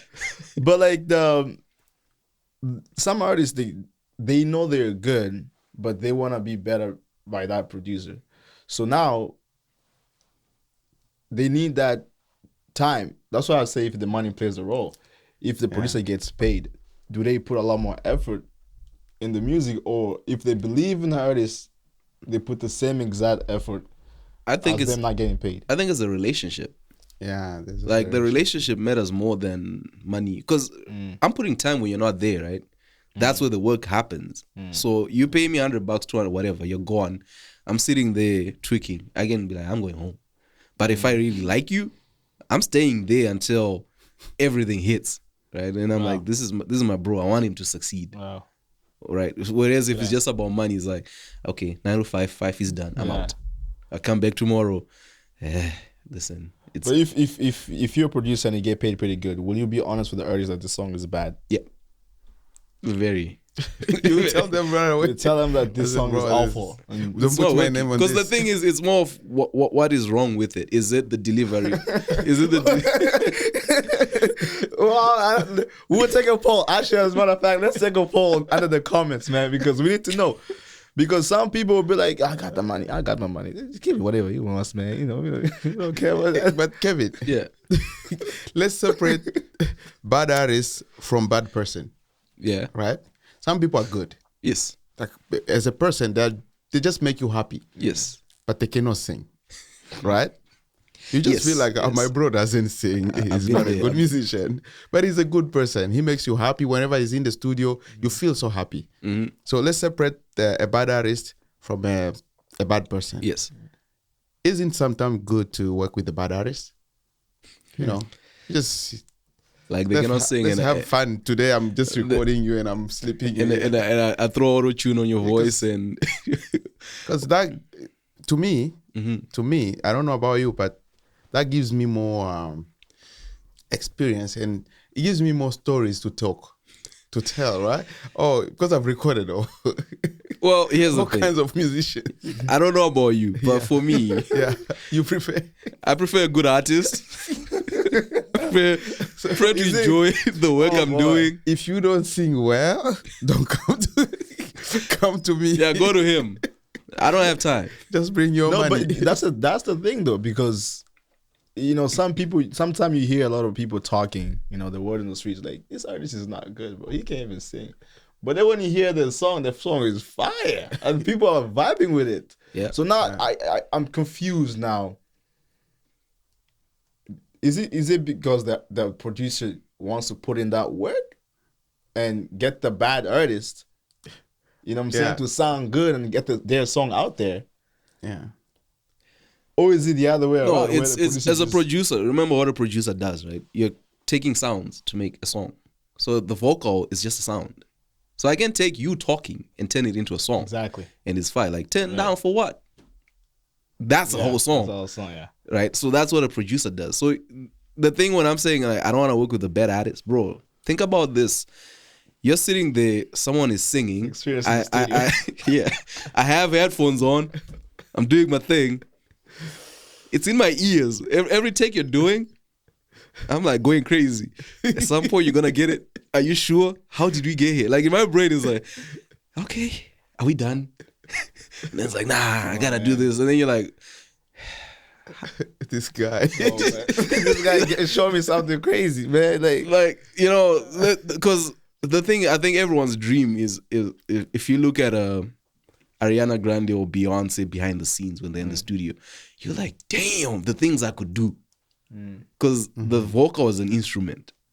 But then if, bro, like you're singing the first, let's say singers, like singer, you're singing, the first word is fire and then it just goes flat and then it goes up and then it's out of key. You don't even know what key is. And then you're like, when I met you, you say you're a musician. Like, I've been doing this. If you're honest, this is my first time. Like, some people, bro, like, you give them a mic, they're going, so how do I? You're like, wait. What? Like, oh, we're starting from there. Okay, cool. So I just sing in this? Yeah. Okay, cool. You know, like, if you're honest, then I know I'm showing up with the expectation of, okay, this is not going to be the best session ever, but my expectation is low. But if you tell me, here's my music, you've been working with him, he's been making you sound good, and then you didn't tell me that it was the producer who made you sound good, and then all of a sudden I'm like, oh, I gotta bring up Antares, I gotta do this, now we have to auto-tune this person. There's more work than I anticipated. I just thought this was gonna be a 2-hour session. This is do the producers change their mind when things start going south? It's pay me a little more on that one. Because that's why then you have to be professional and make it a service. It's a service. I'm offering you a service, and you know, unfortunately, the service industry is not fun for the service provider. So you just there like, all right. But that's why I wanted to ask you, why do you think some artists they book the producer with the session, but then when they're in the session, their song they start changing in there. They start changing the way of the style where they. Because the producer doesn't respect you, right? So the other thing is, it's about respect. It's about, here's the instrument, here's the lyrics or whatever, this is what we're doing. But then if the person has no respect for you, now they're trying to push you to fulfill their own vision. It's like, all right, bro. It's super curious. Because I want to know, obviously, to the artists out there, because I want to know what they're thinking. Because there's a lot of questions going to be circulating about this. Because some artists will come in, you better come out to the next show after this. You're trying. You'll be puffing. As a producer, you're trying to entertain yourself. You're bored. This person is doing whatever. You're like, all right, let's switch the beat, bro. Like, maybe this beat is not it. Let's do this. And then you're thinking to yourself, oh, I have other beat. Can you change the chorus? Let's change this. Because now you're like, switch up that chorus, please. It's not working up for me. Let's do something. But I think that's the main thing is, for producers, it's all about, if you know what you want as an artist, this is what I want. My job is to give you what you want. Exactly, yeah. But then when you want me to be creative for you, I will be. And it won't be what you wanted. Because now I'm thinking, oh, he has a voice of like Usher. I want to make an Usher type of record. Let's do it. And then you're like, bro, I'm not that. Like, this is not me. But you have to have the confidence, you know, as an artist to gain the respect. Because people in this industry, that's just how it works. Is everybody's creative. They want to do their thing. So it's that's why I ask you that question too, because a lot of artists, they don't know what's the position to be in as a producer. Some of them don't know what the producers go through to get your songs done, right? Like, they'll come there. I'll admit I'm one of those people sometimes. I get excited, right? Then you start putting your ideas out there. The producer like, you know, the producer's like, come on, you just told me to do this right there. Now you're switching up again, right? No. So that's why I ask you, what should they know before going to the studio? And it depends on the producer. It depends. It depends on producer relationship. But what's the main thing that artists should actually follow and know in a producer's shoes? What should they know about before going to the studio to avoid those conflicts, whatever it may be? See, it's a tough question, man.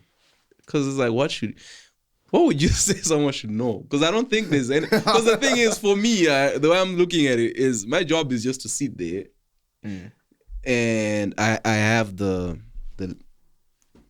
let's say, how does this? I have the beat, or are you coming in straight out of the street with nothing, and I also have nothing, and then we're like, let's make something. That one is tough because I don't know your style. I don't know what you do. Because my thing is, I have to fit what I do onto what you do. So it's more of when I'm saying like, you need to know what you want, then I can bring, and what you want from me. Because if you come to me and you start asking for Afrobeats, like I say, like we're gonna have problems. Because I'm like, I don't really hear that rhythm. I don't have it.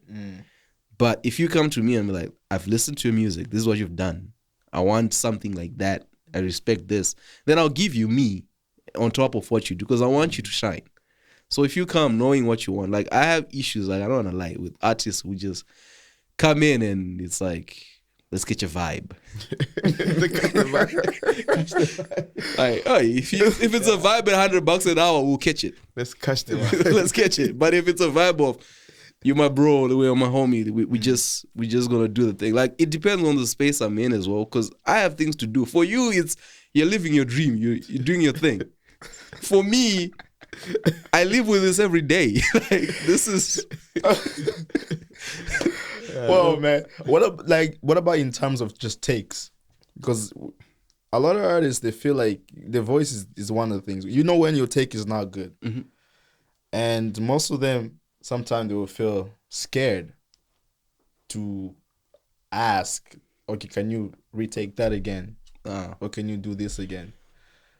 So how do you fix that issue in terms of producer? Yeah, for me, because I use Pro Tools. On Pro Tools, you can take 1,000 takes and just hide them in. I like options. Playlist. Yeah, just make a playlist and I have the options. Because sometimes, you know, like I don't know if you watched the Dr. Dre movie, NWA, where they were making Eazy-E sing line by line. Oh yeah. So that the delivery is on point. On point, yeah. So that's something I can't do that because like sometimes I feel like it doesn't connect. You know, like if you're singing it's a let's say you're singing 5 bars, and then if you're making someone go line by line, like there's no continuity to it. So what you can do is I'll do take 1, listen to it, look at the artist, I can do better. All right, take 2. Okay. Look back. What do you think? You know, if it's that good, it's a lot. Yeah, that happens a lot. But like I think after 5 takes, we have it, bro. We have it. Yeah. What if we don't have it? That's the thing. What if you don't have it? If we don't have it, then I think you have to pick where you have to be able to describe what's wrong with it, because the person keeps repeating, right? Like they don't know.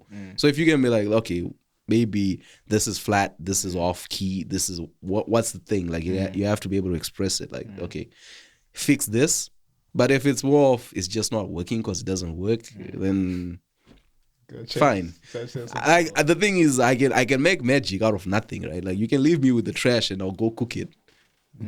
But also in the moment, it's like, please make my life easy. Like I don't wanna, like I don't wanna have a bad vibe with you. Like, but I think it's more of for me after 5 takes.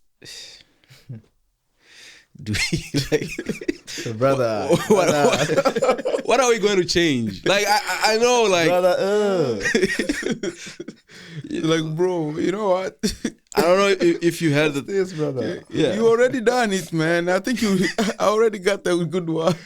That's the thing. And the musician is like, let's just leave it for today if that's what you think. But how do you deal with I think there's a little piece that is in between there that we're missing. You are technical. Yeah. You said it in the beginning. Yes. You know your software. Yes. You already know that you are taking playlists. Yes. Musicians don't know that. Oh, yeah. They think you are deleting, right? Because they'll tell you, let me check another one. Oh, I'll play it. Some musicians, for those who already work with you a lot, they know, like, like him, he knows already he's skipping those stuff. So we'll go in there and look. But some musicians don't know. Now, how do you meet them halfway? When they think, okay, this is the take, because the take is too long. Now, they want to make it perfect all the way. Oh. you're already picturing that, okay, he's already done this part well. Yeah. I'm just looking for this. But again, for the sake of a take, let me just take the entire thing. But how do you meet them halfway to make them understanding that what I have here is already enough? Because again, if you tell them like, bro, you know what? Later on, I'm gonna cut piece by piece. They might think like, no, that's not right. It's not me, right? Oh yeah. Because musicians feel like they're better when they sing it all. Yeah, no. So how do you meet them halfway in that? That's a conversation. Like I explain my process. Listen, I want this, then I'll give you that. This whole, because the thing is, if you try to sing the whole thing, like I feel like, especially with singing, at the end you're tired, so you're not really hitting those notes as you were at the beginning of it. From a job. Yeah. So if we go, so we do first verse, done. Chorus, done. These are funny times, man. I tell you, these are funny times in the studio, man. Yeah. Because I'm sorry to cut you off. This reminds me of something. Because when you start recording, like the artists get that energy when they start hearing the fast line. The first line comes in like, and then the line going towards the end. So now that becomes very challenging for the producer because you're only needing that last part. Yeah. So the artists want to do it all. Yeah. So we're taking the whole entire take. That energy part is losing. It's still going down. It's still going down. That's what you needed. Yeah. So how do you, like Major say, how do you approach the artist, telling artists, okay, because I know some producers say, this is what I need from you. Yeah. So can you please just do that part right there? Oh yeah. So what I do is, because so they'll be in their headphones, right? I'll be like, I'm gonna play what you just did. When we hit, because you know your lyrics, hopefully. Yeah. When we reach that part, I want you to sing. So they'll listen or like like they mime and shit. And then I only start recording where I need it so that it matches. But then the issues with that is sometimes it doesn't match the previous. The flow is not. Yeah, it's not there. But like it's just that of listen to it. Me, I'll play it. Like, listen, what are you hearing? This is what I'm hearing. This is where we're off. Like, do you catch that? And then you're hoping that the artist has some form of production in them, right? Like, my dear beloved artist, man, I'm telling y'all, I think the message behind this is gotta be just work hard on your craft. You know what I'm saying? Because we don't want to get embarrassed with all the producers right here. I'm already being attacked left and right because some of them relate to me too. I'm like, whoa, I do that. But the main thing is build a relationship. That's very important. If they're open, they'll let you know what's happening. Rather than, you don't want someone to be like, it's good, and then next thing they're saying, money gone, and it's like, it is what. But yeah, the main thing is, I feel for me, like I worked with an artist where I'm just a producer. The relationship wasn't there. I could feel like in myself, I was telling him, you're developing an attitude. Let it go. But it's like, why do I feel that way? It's like, I don't know this person and they're taking me for a ride. Like, bro is like, I gotta smoke some weed. I gotta do this. But if it's my homie, I'm like, oh, this is what he does. It's his process. I'm there. But if I don't know you, it's like, what the fuck is this? Like, you know, like, like that's the thing with your producer. And I've seen it with other producers as well. Like when you're just there in the background, like you find an artist comes in with 15 people. Like, who are these people? Does it make a difference? Does it make the work a little more stressful? Bro, as a producer? This equipment is expensive. Like a lot of people save up a lot of money and then you have 15 people and there's someone going, so what does this do? Like, yo, I have my preset set up. Like, they're putting a drink on it. Sometimes they put their coffee on top of the monitor. Right? Yeah, you're like, yo, you know how much is that speaker? Like, what are we doing? Like, I can't be that expensive. Like, yo, chill. Like, when you show them the price, they're like, wow. Yeah, like I've spent a long time investing in this, and man, that's super interesting. That's super interesting. But I always wish, like, you know, we can have like a meeting between producers and artists so we can all agree on what to do, what not to do. Hash it out. Yeah, like relationship, man. Like I used to listen to people say it, like it's all about, and I didn't get it. Yeah. But until you have a relationship with an artist, it's fine. And then, because in that relationship, that's what trust is. Because the artists, I feel, they just want to trust you with their vision. Yeah. And the moment that relationship is there, they're like, all right, I know he's not going to make me sound bad. Because the whole conflict is you want to sound good. You're not sure about the guy on the 1-2s, right? But then there comes a part where the conflict becomes too much and you don't know how to settle it. So don't work together, bro. Throw a rock, you hit a producer, man. Like what are we doing? There's a lot of them, right? But does it become do you think it becomes an artist's problem or is it a producer's problem? It's both. How did we get there? Yeah, if we cannot work together, then it's It's both. It's both problem. How you as a producer? Where did you find that artist? Like, did you just walk up? No, man, you trash, man. You can't work with me. You know, it's like, but people have to know a certain, like you say, relationship. Yeah, because the big thing. We're all sensitive, right? We're all artists. We're creative people, very, very sensitive. So it's like how, especially for producers, it's I'm bringing you into my space. Right, so it's not like I come to your house and produce there. You coming to me, and if there's disrespect there, it's like where did we go wrong? And it's mostly it was about the money. That's the problem with the money. Like if it's just about the money, it's like you are saying, bro, I paid you a lot of money for this shit. You're going like, yeah, you paid me. So that's what the fight is. But if we are all on the same vision, we all want the same outcome, I think the conversation can flow there. Like, okay, we want a fire song. And you as an artist just know what has this producer done before. Yeah. Because I'm telling you, if you come to me, you want some Wizkid shit, we'll make it. But you have to deliver. But I'm not a Wizkid type of guy. Like I don't have that rhythm within me. Like I don't have the sound. I don't pick it up. So it's gonna be like, and then you're in more control. You're trying to control your thing because you're like, this is not how we do Afro beats, or this is not how we do this. But then if you come to me and this is my sound, this is what I do. Like it's like, bro, respect. Like, trust me, I got you. But also like, if you can't sing, then it becomes a problem. I can try to put auto-tune and shit, but at a certain point, your friends, those 15 people have to let you know, like, bro. Some musicians though don't like to hear a lot of auto-tune on their voices when they're recording, just because they want to shy away from that, right? Oh yeah, I've heard that. Like okay, bro, if you put auto-tune, it's like you're helping me. Yeah, I had a girl who was like, take off the auto-tune on my vocal. I was like, all right. I didn't take it off, and they're like, "Oh, this sounds great!" I'm like, yeah, exactly. Like that's auto-tune for you. Like, because there's nothing we can do here. Like, I hear, because the thing is, for a lot of people, especially who don't have training, like that thing of key is a major problem. Of like, are you singing in a key? And then I can't explain it to you. You either have it or you don't. And we have the tool that's there to support you and help you. And then she's like, yeah, take it off. I took it off one time, like, ooh, put it back. But then it's when you have that relationship, you're able to take it off and put it back in and have the artist. Some artists understand, but some is like, I guess we're never working together again. If somebody's off key.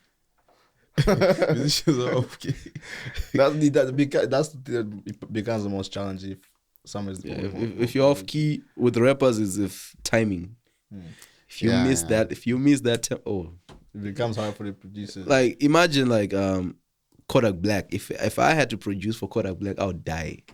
I'd be like, bro, please. The man is always off key. Like, okay, that's your thing.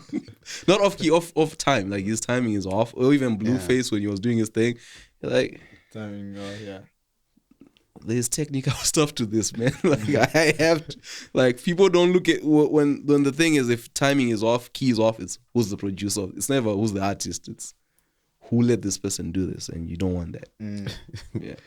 Let's save this. Let's get into something serious. Let's press the buttons. Let's do it. Because we have a chance that you are here, right? Yes. And I think you have to help either the producer or the artist. Okay. That's the purpose of this show. What happened to you when an artist come? Some of those ones will come and say, bro, do you need your money, up front or later on, And then you are, because always you will say, no, bro, pay. Pay me. Right? Pay me by Monday. They pay you. Yes. And then come to realize that this guy does not know what he's doing. Oh, damn. This is really hard for me. It's like I took it. But again, you already taken the money. I gotta give you your money back. No. Sometimes they're not even satisfied and they are ready to go. Like, but why you hear back the is money like, back, man. bro, can you That looks even worse. Bro, can you return the money? How do you deal with those ones? We're not returning the money because what you're paying is the time, right? So if we say 2 hours on Monday, you show up, you don't. You have my 2 hours on Monday. After that, hey, bro, you don't go into Superstore and say, hey, the meat you gave me is bad in my house. It's the same. Like, but musicians don't take that way when it comes to studio. Which musicians are you working with, man? Like, what? Oh yeah, I'm working with everybody. Where are you finding these people? I think in my career, I've worked with every type of musicians, and they know themselves. Yeah, like the thing is, you're paying for a service, man. Like, the transaction is done. The thing is where it becomes tricky is the relationship, right? Where you're like, bro, that session was trash. But yeah, I already paid. But it's like, that's it. It's not like you're going to transit, someone is smoking and you're like, I don't like it. You already paid. It is what it is. So I think for me, it's pay. I usually say half before. Mm-hmm. And then this one I just learned they have to pay you when they come. Because I would be like half before, half after. But it's like, no. We might half not before. We might not get there. Yeah, half when you come and then the quarter at the end. I just learned that. Like I had to learn that the hard way. Because I also used to do the just come. And that just come, let's work and then and then when it's trash, it's like I ain't paying for that service. Like you're like, my guy, I could have been stocking shelves in Superstore making money than wasting my time with you. Oh, for real. But yeah, so it's more of pay me half before, a quarter, and then a delivery. You have your song. But also I want my 50% publishing. Like we're not playing with that. Like I'm in there. In case you blow up, I need my back end. Oh, you want your 50%? Yeah. But how do you deal with that though? Like, do you have to sign papers for that, or it's just oral, like just talking? Well, it's oral, but it's also legal. So even if we don't sign legally, I still own 50%, right, of whatever. Like, what if he claims that he can't? Because with the way copyright works is whoever recorded the song owns it. Yeah. So, it's on the computer, right? Yeah. So whoever does that. So that's the thing is when we're putting in distribution, usually I need my 50. I mean, I should work on contracts, but then contracts are weird for me. Then I need lawyers to help me out because it's like, yo, my guy, okay, sign. They don't like that, right? Yeah, so it's like we can count them. They don't like you. How do you send me to the Illuminati? Yeah, that's tricky. But for me, if I make the beat, like I keep my 50%. Like that's just standard because you never know when. Because I had a song on Netflix. I was like, how did we get there? And then I send it to a friend, to a friend, to a friend. And then someone just puts their name on it. You're like, yo. So now I've learned my lesson. No, straight. Even talking like 50%, bro.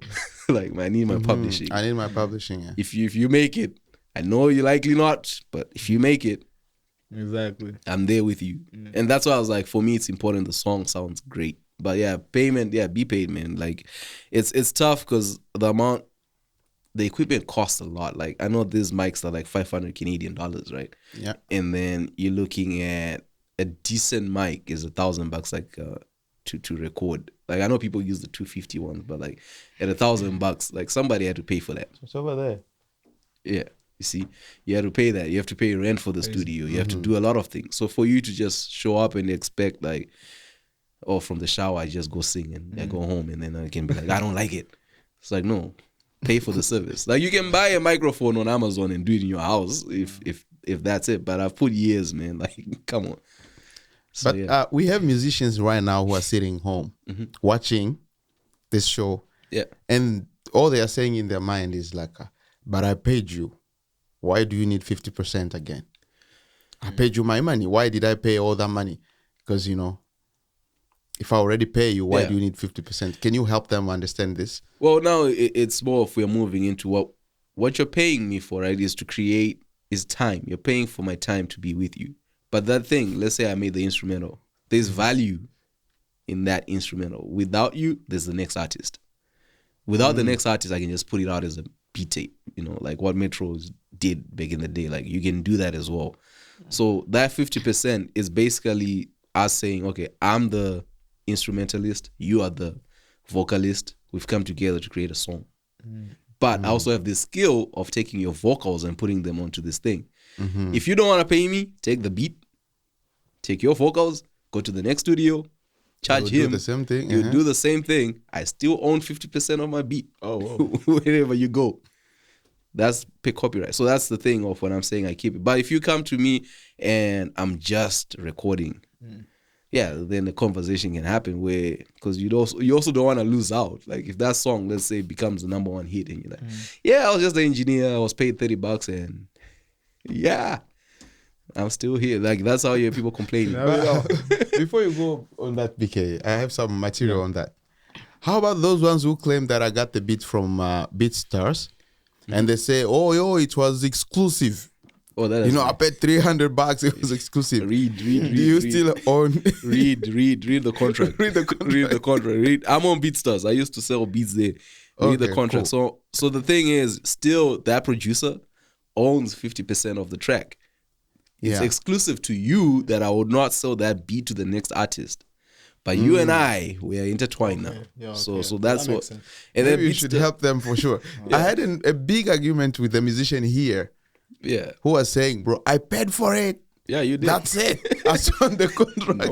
It says exclusive. And he was really saying exclusive. I'm like, bro, exclusive does not mean you own it. No. It just makes sense too. It makes sense. Ownership is something else. Yeah, no, you have to. So that's what studios are great at. They're taking ownership away from the artist.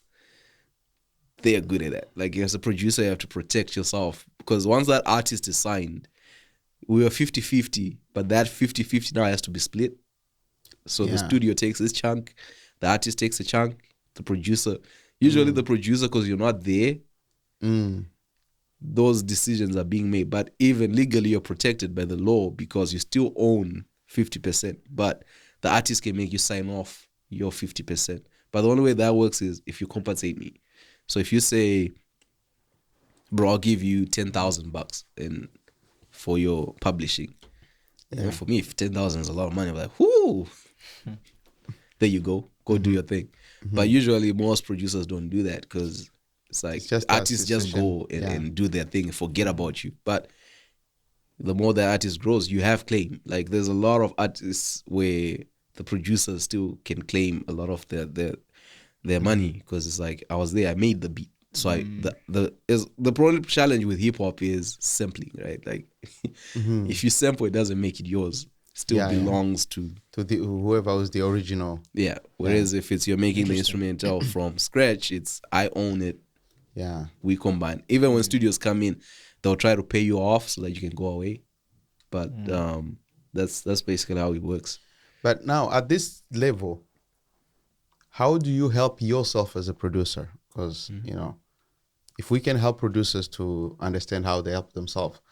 Now that you've produced a song, the artist paid you the money. They know, bro, because, it was just oral that I own 50%. Yeah. And musicians will be like, no problem, There's nothing to sign anyways.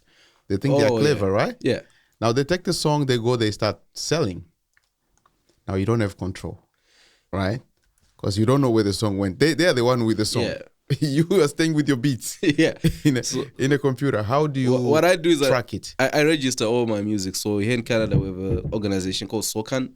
Okay. So all my music is registered there. Like all my beats, whatever, they track it. Like they have, so I think SOCAN does your publishing. And then in America, there's ASCAP and the BMI. I think I'm under BMI. I'm not sure which one I'm under in America, but they track it.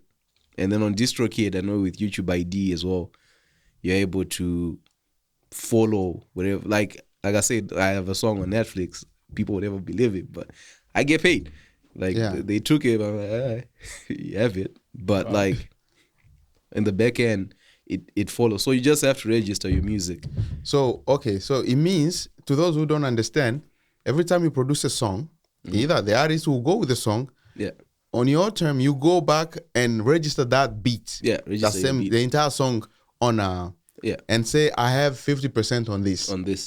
And then even when that's very, very important for people who don't know. When distribute, like I know most people use DistroKey, right? Like it allows 50%, like we can split it, whoever uploads it. Yeah. But that's just for royalties from Spotify and whoever. You also have to do the next step of looking for Socan and then BMI and whoever, because those guys will go even performance. I don't even know, like if you're performing a song, there's a payment that's done. Like Live Nation or whoever has to pay. Yeah. So performance guys, right. Yeah. So those guys have to. So you have all these. There's a lot that goes into this business. Like, so I know now the artist is asking himself, so he's registered the song without me being there, right? The artist is oh yeah. It's because the instrumental itself is one thing. Like now you see how people put out 5 versions of the same thing.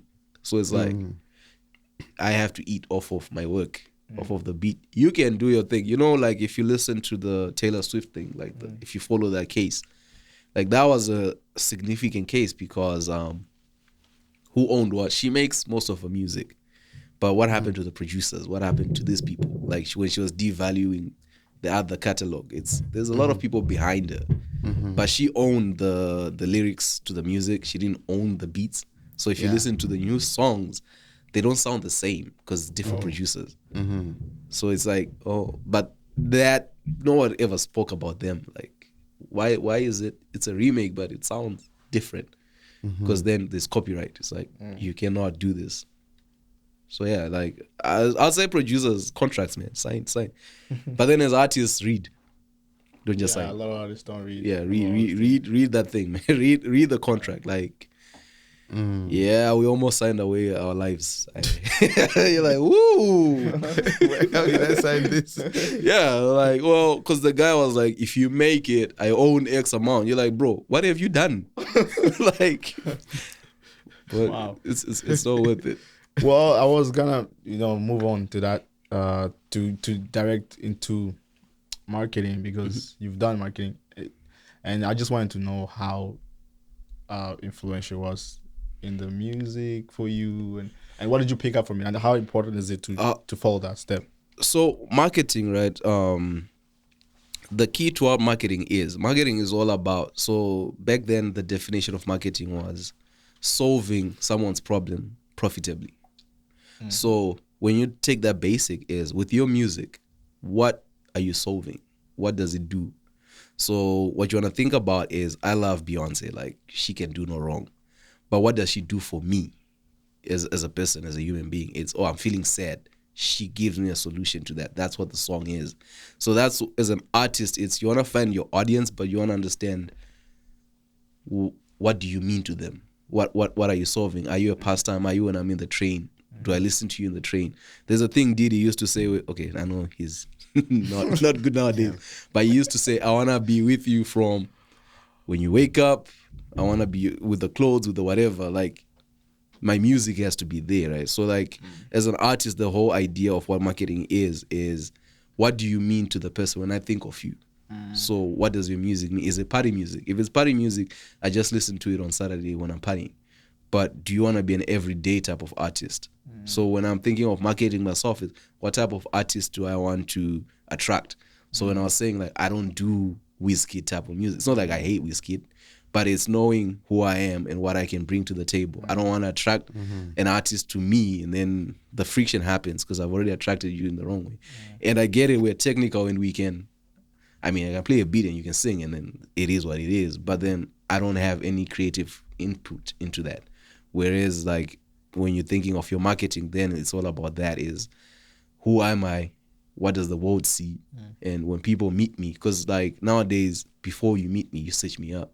You're looking me up. So I have to influence all those touch points. So that's the thing with marketing is if you think about everything in a business is marketing, like from the person that you meet. Well, here in Canada, things are weird, but essentially everything, when you go to a store, those are cashiers, that's marketing. The way everything is aligned, that's marketing. You remember Superstore is different from Walmart.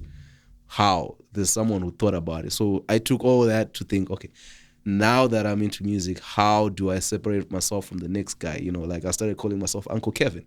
People laugh at it, but I'm like, there's 1,000 Kevins. So how can I be different? And then it creates a conversation. Why do you call yourself Uncle Kevin? And it's like, oh, I have nephews. And it's like, oh. I was like, nah. It was because I need to separate myself and then and also be easy, because if I'm saying my name is Kevin Masundir and it's a white person, they're like, it's Kevin. How do I remember? So it's like, who are you trying to target and who do you want? Because as a producer, you know, like there's a thing where people say you need 1 million viewers, but as a producer, you don't need millions of subscribers or whatever. You just need 10 people, and that can be your bills the whole time. Like 10 artists paying you X amount of dollars. That's marketing, because marketing is about understanding what do you want. An artist needs hundreds of thousands of people, but what does that data mean? Okay, I'm popular in Calgary. Why the hell am I performing in Vancouver? Go there. So marketing helps you understand those things. Like those guys, they understand what the data means. Whereas some people now, what is marketing is popularity and whatever. But it's like, where does it matter the most? Look at every artist you love. Look at Beyonce when she was coming. What did they do to say her show is here in Vancouver? There was a billboard next to Rogers Arena. You cannot avoid it. Yeah. There's this, there's that. It's fucking expensive, but you still want to spend your money. Yeah, and that's marketing where the influence is there. So like as artists, like it always goes back to who am I attracting? Where are they in their journey? Because if you're attracting teenagers to your music, your shows are not going to be packed. They don't have the money. Or if they do, you're competing with 1,000 things. And then if you're attracting older people, at what time are they coming? Do they have kids? So it's like, there's so much to marketing. It touches on a broad thing. But like those major artists, if you look at what they're doing, it's just the basics of it, where you're like, I see what you're doing there. Like for me, that's what studying it helped with. It's like, I see. Like this is like, it's like Drake, Kendrick. Listen, in as much as we love the beef, Pusha T and Metro Boomin's album has been #1 for 3 weeks over just one verse, right? And then if J. Cole is releasing an album, he replies, he takes it off, whatever. The talk has been J. Cole. The album comes out, we all listen to it. Two weeks later, we've forgotten about them. That's marketing. But for the people, for the audience, it's like, they hate each other. No, they don't. They're making money. They're making money. It's money. There's no beef. Like, why would I have beef with you if it helps me eat? The only problem was a lot of people made it personal. To where it's they take it personal sometimes. Yeah. Whereas it's just because with marketing, it's just we want eyes on us, and we want those eyes to spend money. So that's the major thing. But how would you define marketing from distribution? Because most people release music, but they don't know what next. All right, distribution is basically taking. So you've made a song, whatever. It's getting it to the people. How do I distribute my music? So isn't that marketing again at the same time? It's part of it. So in marketing, it's a branch of marketing. So marketing has a lot of branches. So distribution is part of it. Okay. How you distribute it matters as well, right? So like nowadays, streaming has taken off as the popular distribution way, but it's not the only. And it's more of a I don't want to say lazy way of doing it, because it's when a push of a button, DistroKid, boom, your music is on Spotify, Apple Music.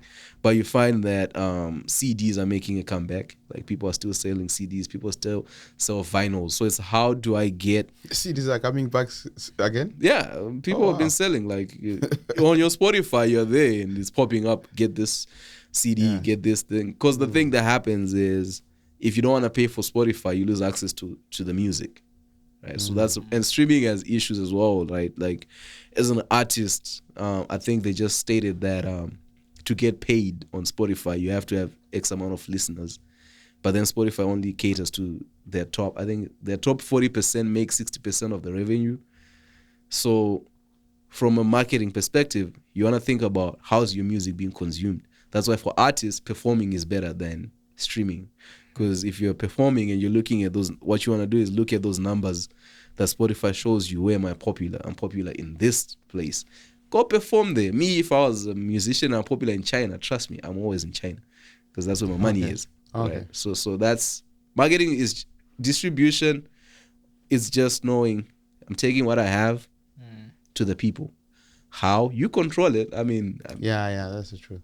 I think this is one of those shows that I'll sit down and watch it again because Absolutely. there's a lot of things to learn from this. You know? Absolutely. There's so many things you mentioned I didn't even know. Yeah. You know, I'm learning right now, and I think I'll start applying some of them. Oh, yeah. But you as a producer and a videographer at the same time, you got the experience, you got the ear to know what's good music, right? Yeah. They can't lie to you. Now you are working on a video that somebody has produced. Yes. How do you tell your artist that, bro, you know what?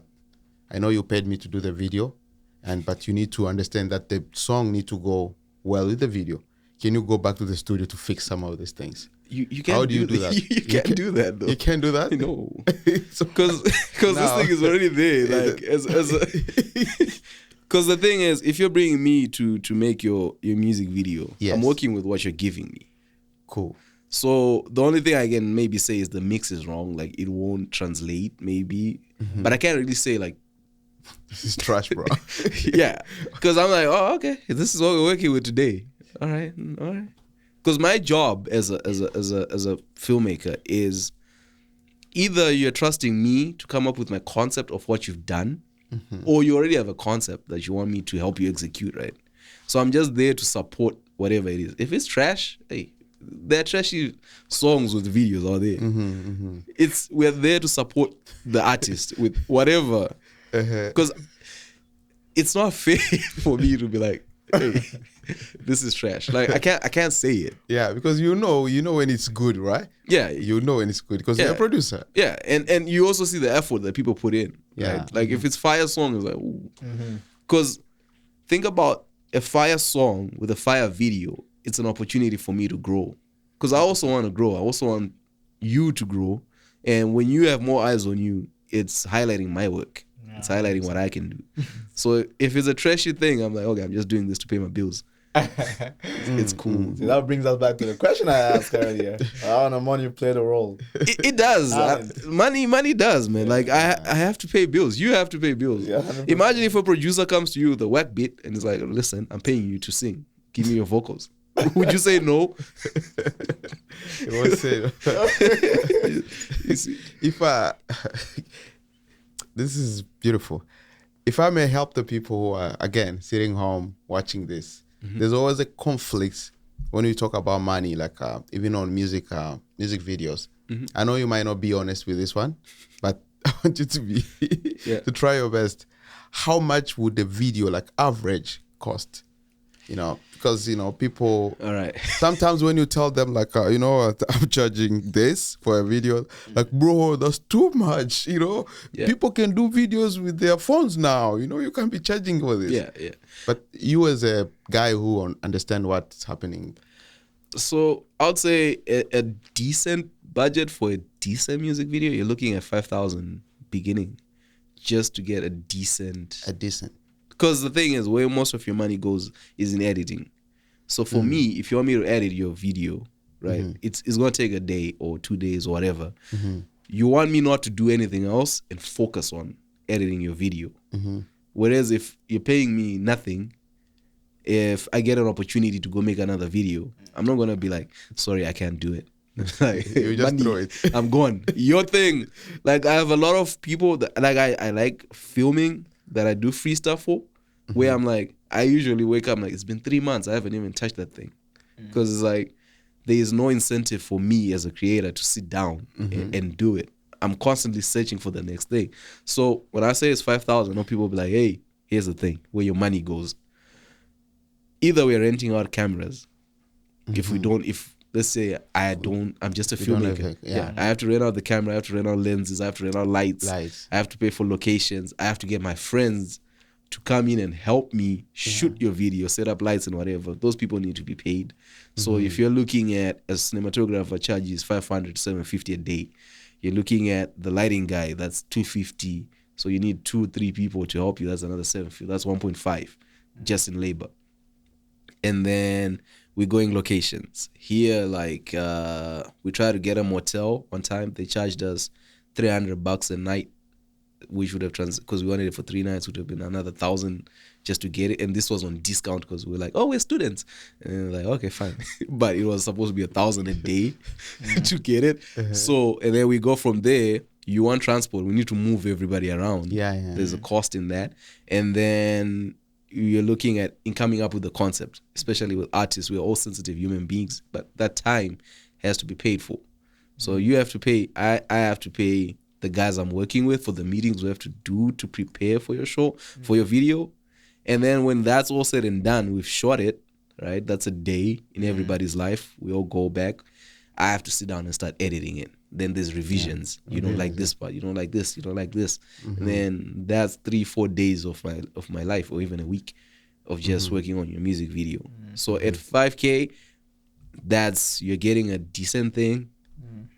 The more you can put in, it doesn't necessarily mean if you put more money you get a better quality. It's not about the person behind the thing, their skills and stuff, and the scope of the video you're going for. But also like I would say like pay the people doing it if you want them to take it seriously, because people do it for free because they need portfolios, but they're not going out of their way to help you make the best thing they can, because you're limited. Like, it's one thing to shoot your video on an iPhone, on like, you know, speaking of iPhones, if you watch those iPhone videos, like when Apple does their thing and they're like, this was shot on an iPhone, if you look at the rig that iPhone is sitting on, that's like $100,000 that iPhone is on. So it's like, if you're coming to me with five, right? If you're coming to me with 5,000, I'm giving you the best I can at 5. If you give me 10, if you give me 20, if you give me 100, we're talking. Because I remember I went to rent lenses. Swear to God, this man was like, listen, bro, $500 a focal length a day, and you have to have the whole set, which is 10 lenses. So that was 5,000 a day. Just lenses, nothing else.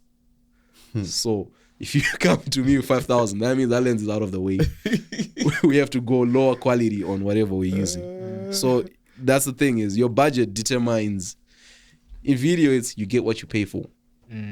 Zero, you get zero. 500. We're running out of time here, but yes, I wanted to follow up with that question.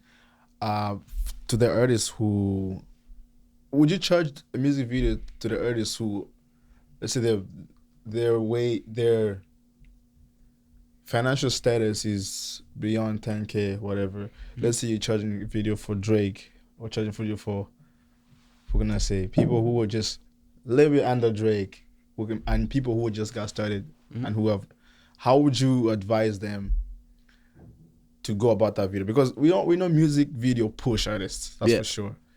But now if the artist can't afford the 5,000, but they still want a video, how would you advise them to go about that? That then boils down to what's the budget. So usually the weird conversation, right, is what's your budget? And then it's like, what do you charge? It's like, no, what's your budget? Because if you tell me your budget, I can make something within that budget that you have. But don't tell me zero. No. You know, like, where am I gonna start from? Like, bro. But the 5,000 is you get them all this. Yeah, 5,000 is like, I can get you this because like I have a camera, right? We don't have to rent that. I have this. At least I can pay everybody I'm working with to help me.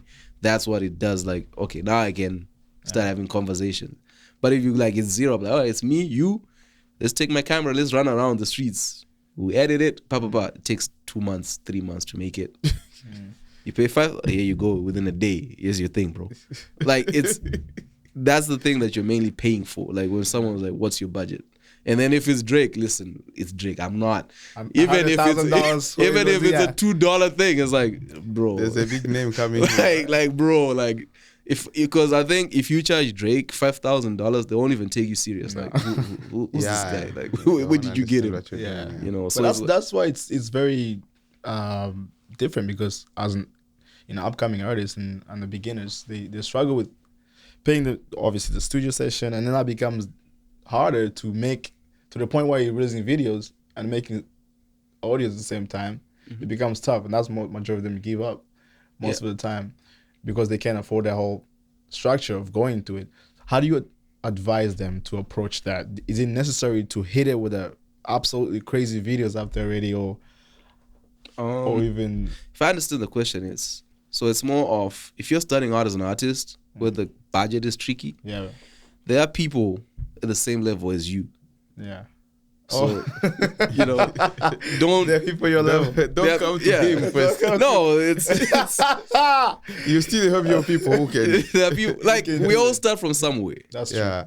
And don't berate this person because, you know, they don't have the experience. Yeah. They've taken time to learn, right? Like, if someone is there, they've bought a camera, they've done this, you don't have a budget, let's come together. You can collaborate and do something. And then they will take this as their portfolio to their next artist who they get in charge and be like, listen, I did this for free. If you give me 1,000, yo. Crazy stuff. And then that's how this person rises. You rise together. But the moment you're like, I want Drake video, I'm here. They're not even listening to that conversation. Right? You're picturing something else, my friend. Yeah, because I like, it's people are doing something else. Like, there's something else. Like, it's like, I could do something else with my time. Like, spend it doing this. And it's not disrespect to the artist coming up. But also, relationships are good. Like, if you're my homie, I'm like, all right, let's do it. Like, I have nothing to do this week. Yeah. I'll shoot a quick video for you, you know, promote it. Because there's a thing artists like doing, which is not giving credit. You know, like, post like it. that, right? Yeah, they just posted, I made a music video. Did you? Like, Did you make a video? Like, that's the thing as well. Like, just, it's all about giving each other. I made a music video. value. Crazy. Yeah. Man, look, obviously we have a lot of people who learned something today. You know, I'm pretty sure there's going to be a lot of questions being asked as well. So if you have any questions based on today's show and anything you learned from it and any questions you want to ask, you can obviously reach out to Afrodiaspo Podcast under the comments, or you can also DM or see music on Instagram and ask your questions. And Kevin would love to answer all your questions because we got to a point where it was juicy between the artists and between the producers and marketing and all that, because so I'm sure people will have a lot of questions. But, you know, obviously it sucks we're running out of time for this show. But, man, we learned a lot. I don't know if Major want to end something real quick. I always have one question at the end. Yeah. And it's kind of tricky and dangerous. All right. We're going to go back to Zimbabwe. Yes, sir. Right. Wow.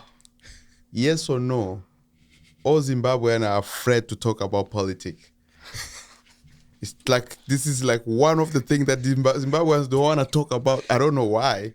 Yeah. And this is kind of like their weakness.